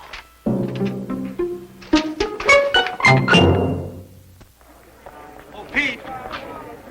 You can send a couple of students down to the supply room to pick up your new history textbooks. Well, thank you, Mr. Kaufman. No, don't thank me. Thank the computer. I asked for 400 bars of soap. They sent me 200 history textbooks. See you tomorrow. Okay, goodbye. There goes Mr. Graham. He hasn't asked me to have a martini with him since I took off Sharon's wig. How's Sharon doing in her new classes anyway? Well, I don't know if she's going to make it yet, but she sure is trying a lot harder. She doesn't seem so interested in all that beauty stuff. She hasn't mentioned my eyebrows in a month. Are you sorry you're not still a blonde? You know, you did have a certain something there. Yeah, sure did. Somebody called it false advertising.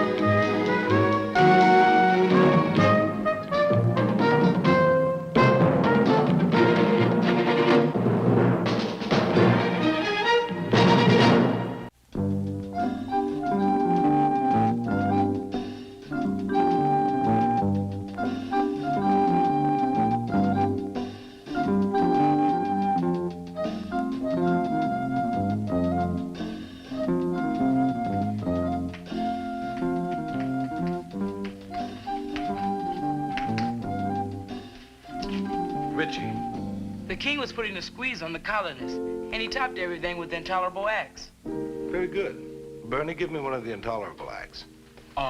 Ringo singing without the rest of the Beatles. Okay, that's your one laugh for the day. Now, come on. One of the intolerable acts. That land thing. Oh, come on, Bernie. You can do better than that. Ted. Well, a question about the Stamp Act, Mr. Dixon. Okay. Well, the Stamp Act said that nothing could be printed without a stamp from the government, right? Right. Well, it was to raise revenue, right?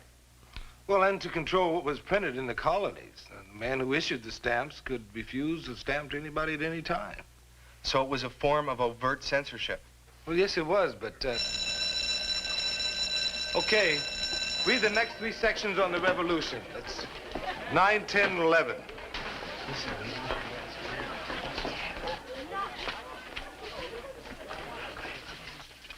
Well, are you planning an insurrection of your own? Got a minute, Mr. Dixon? Sure. I was going to ask if you thought it was right or wrong for the colonists to ignore the stamp tax law. Well, all they could do was accept it or ignore it. They had no legal alternative. Well, we don't have any legal alternative either. Cool it, Helen.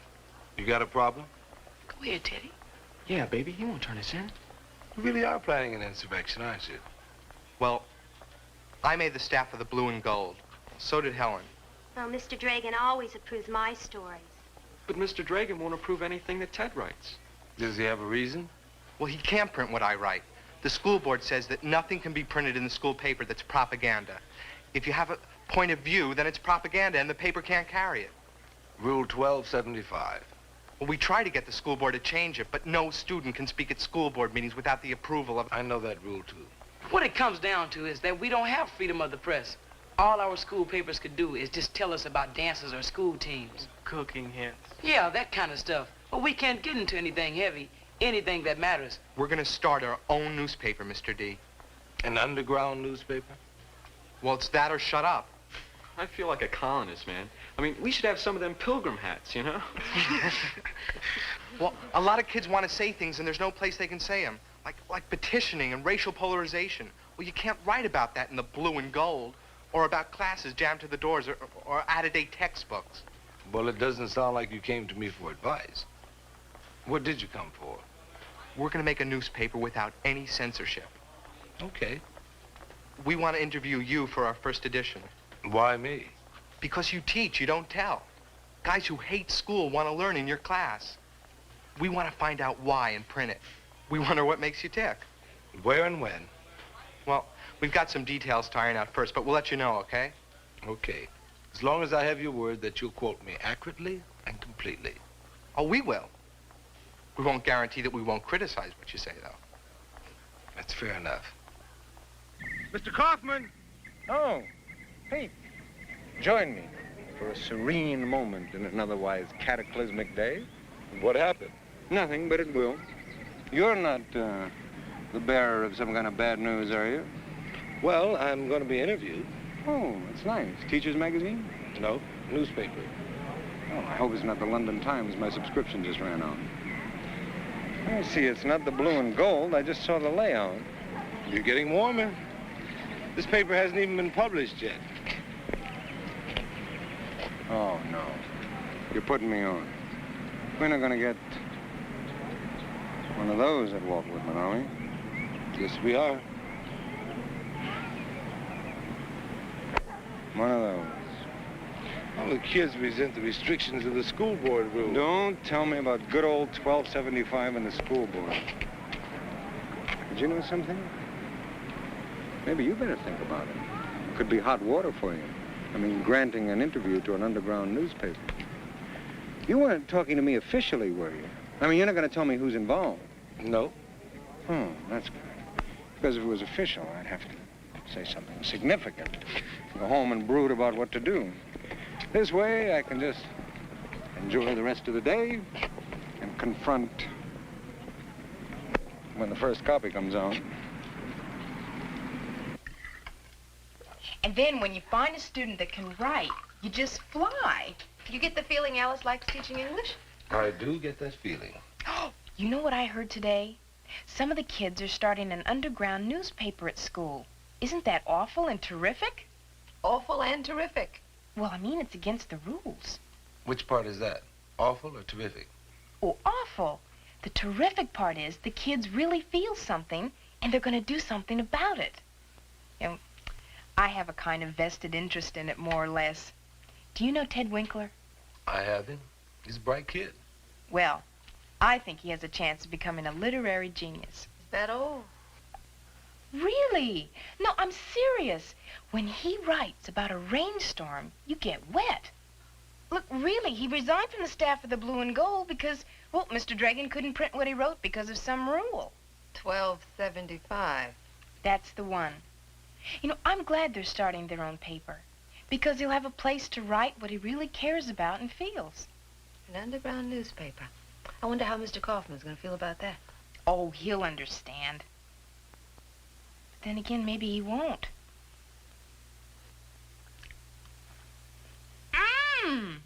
This is delicious, Liz.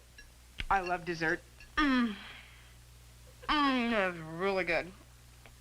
Well, how do you feel about a problem-oriented course, Mr. Dixon? Well, can you be a little more specific? Sure. A course where real problems are covered, like demonstrations, drugs, sex, you know, all the things that schools are afraid to get into. Well, I'd like to see those problems covered in an open discussion course. How do you feel about kids having a voice in picking what the class talks about? Well, that's the only way the class would mean anything. What about the kids having a say in the curriculum? I mean, the school's supposed to be for us, you know. They can do that now. Oh, that's a joke. Can you see me going to Mr. Kaufman and telling him to stick in a course I want? You know, the school board has a rule that a new class can be added if 20 or more students request it. Oh, if there's a qualified teacher and if the subject's on the school board's list. That's where they get you. It's a long list. And I don't think that 20 students can come up with a class that isn't on it. Well, then how come the kids don't use that rule to get classes they want to take? Same reason they don't get interested in student elections. Oh, I see. It's our fault, right? I mean, it's our fault the system's the way it is. To some extent, yes, it is. Oh, you may be interested in changing things. This paper is proof of that. But the large majority of kids just don't care. And that's why making progress is so tough for the few who do care. That's true, man. If you could pick a single social problem that affects students and teachers and society in general and turn all our national energies on it for attention and solution, what would it be, Mr. Dixon? Oh, let's see. Ignorance, indifference, lack of compassion. I only asked for one problem. It's all one problem, Ted. Morning again, all. Hi. Oh, good morning. What'd you do, get a raise? Nope. But I did manage to acquire count 'em, one copy of the first edition of Whitman's own underground newspaper hot off the press, and here it is. Is it good? I don't know. I haven't looked yet. Well, let's see. They called it Truth and Freedom. That's a fair beginning. You're on the front page, Pete. Quote, Pete Dixon tells it like it is, and it ain't good. You got 2 columns and there are only 3. It says here you were interviewed by the staff of the paper. That's right. You didn't tell me about that. Am I the only one in there? Oh, there's a column called Our Teachers Evaluated. Oh, wait till you hear this.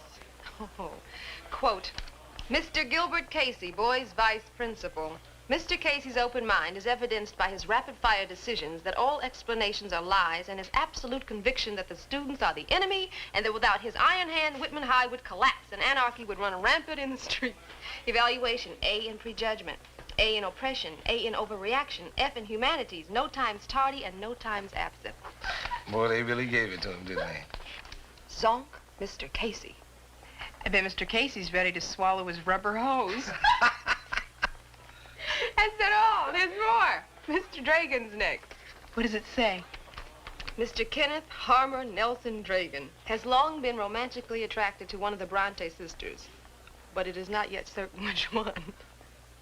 He has been known to miss lunch because he couldn't decide between tea or milk, and that decisive approach to life spills over into the classroom where, more or less, though never that much more, he bedazzles his students with vacillation, equivocation, and hesitant but absolute lack of commitment. Evaluation, A in beating around the bush, A in fence sitting, A in being on all sides of an issue at the same time, not enough times tardy, not enough times absent. I know I shouldn't, but I love it. I have a feeling Mr. Dragon's going to be very upset about that next week. More or less, but not necessarily. Look, there must be more. No, the next one isn't very good at all. Who is it? Well, it's in very bad taste, and I think that whoever wrote it... It's about me, isn't it, Liz? Is it about me, Liz? Well, read it. I mean, what could they say about me I don't already know? Is it funny? It's terrible, and it's petty, and it doesn't deserve reading. Please, Liz.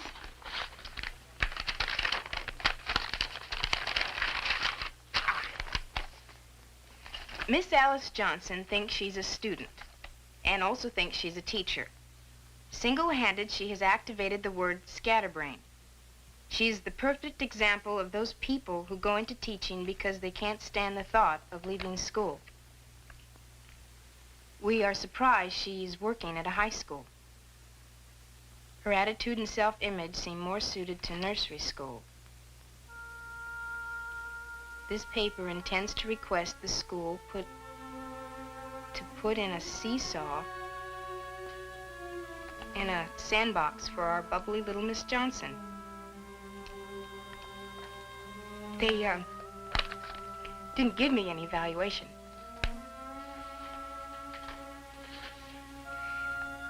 It is well written, don't you think?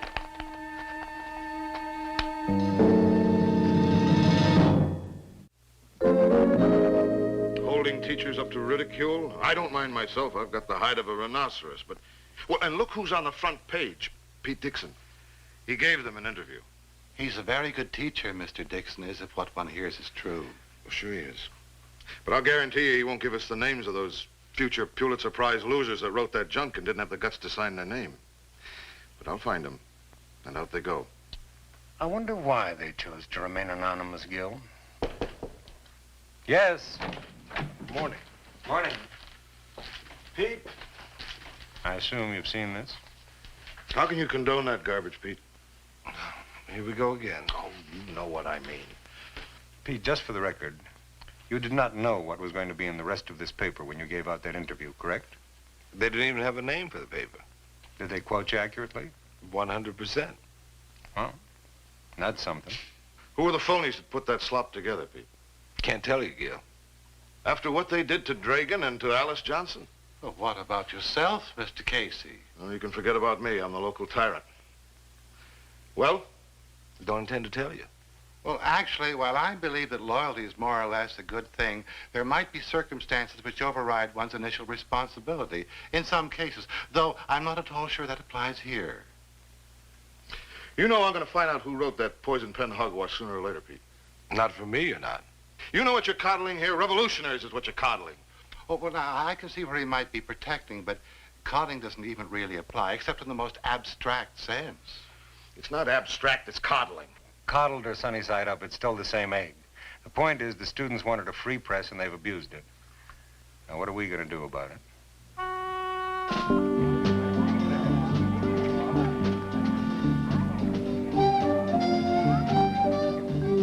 Ted. Hi. Can we talk a little? Oh, well, I'd like to, but I don't have the time right now, Mr. Dixon. Is that all? I want to talk to you about the paper. Oh, there's nothing to talk about. I mean, if you like it, read it, and if you don't like it, don't read it. Goes deeper than that, Ted. You've got that look of censorship in your eye, Mr. D. Wrong look, Ted. Why don't you and the kids who are working on the paper meet me after school in room 222? No. I mean, I won't do that. Well, you've got a lot of muscle, Mr. Dixon. You can turn us in, and Field Marshal Casey will toss us all out of school. But no amount of muscle is going to pressure us into allowing any censorship of our paper. Well, not even yours, and we dig you. Oh, I'm sorry, Mr. Dixon, no meeting. I'll see you later, Mr. Dixon.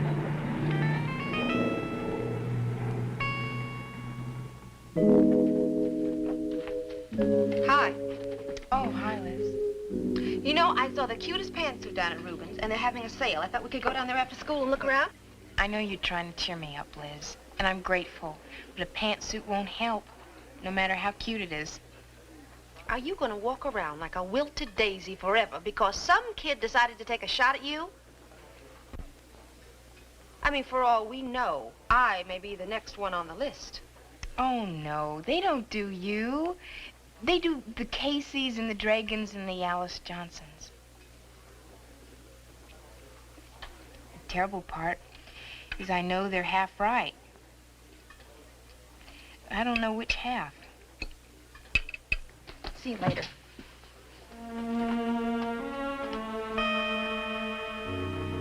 You'll find that point considered throughout the Constitution. Anyone accused has the right to face his accuser. Think about it. Bernie, suppose someone would say something about you and then walk away. They could say anything they wanted to about you, whether it was true or not. Do you think that matters?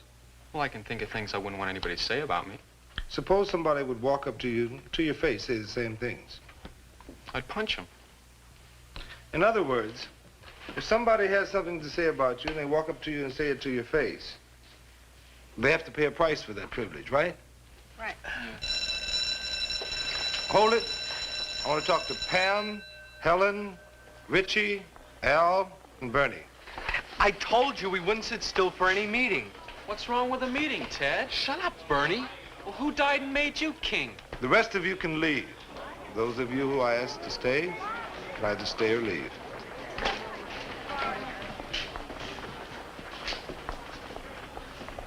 What's bothering you, Ted? The man's got something to say. That man can't do anything wrong as far as you're concerned, Richie. God, he never put me down like you just tried to do, Ted. Okay, hold it. I just want to talk to you. Bring a little pressure to bear is what you mean, isn't it? I don't want to put pressure on you.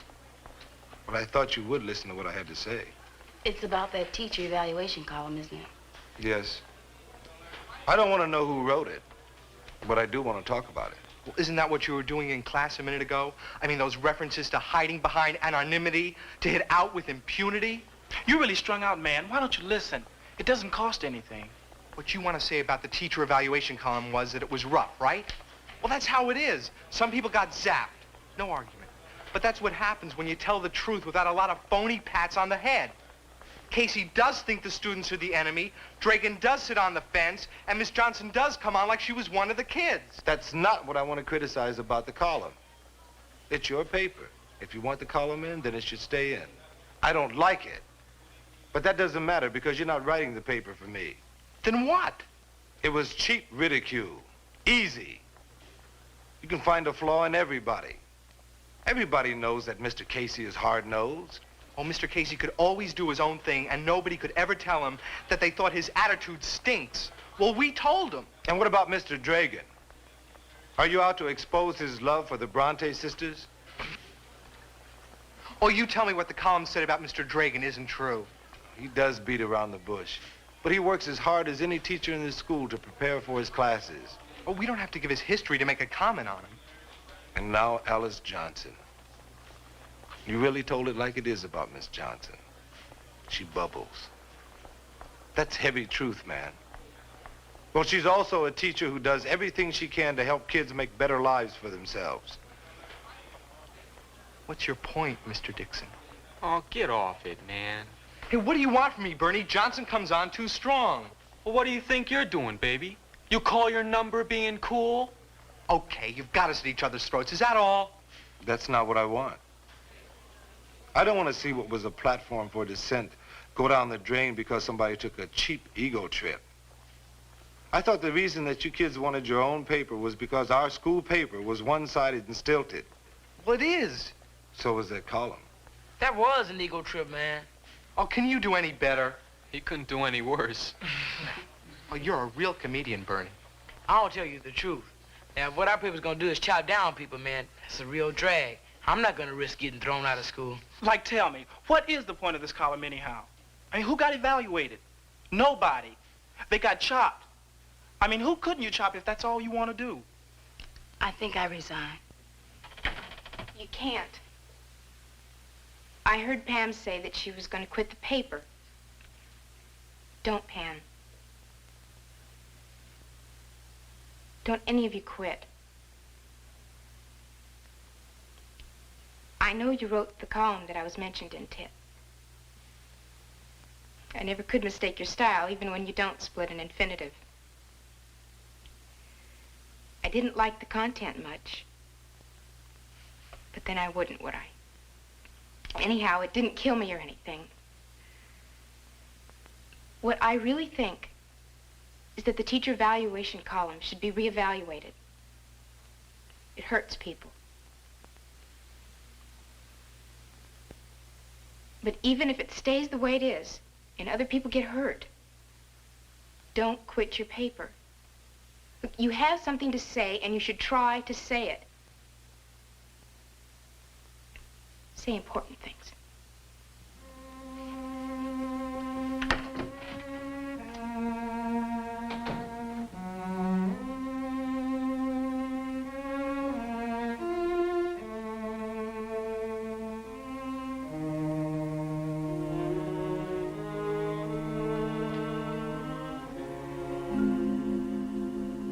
Well,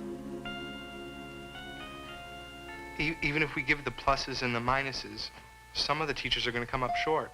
Nobody asked you to make heroes out of teachers. Just be fair. I realize that truth sometimes isn't pleasant, but it's fair. And maybe it's a column the whole staff should write together. Maybe. Do we still have a paper?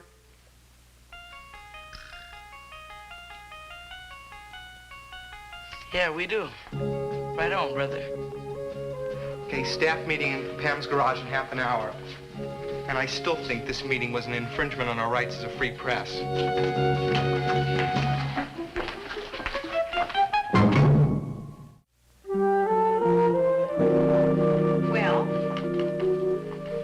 Well, what? Is something supposed to be happening? The Truth and Freedom is out. Did you get a copy?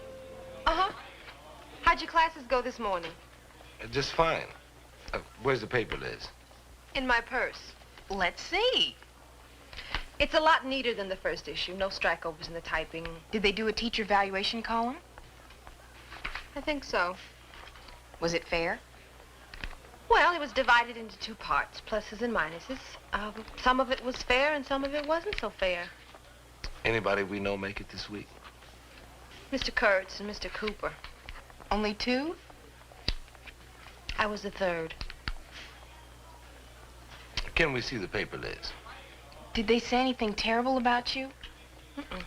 They had some comments to make on the minus side, but nothing terrible. They did say that my door was never closed to a student. Why don't you show us the paper, Liz? Do you think I'm overweight?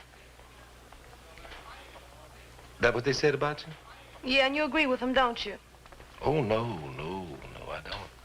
Oh, you'd say that if I weighed a ton. Morning, Pete. Morning, Alice. Morning, Chubby.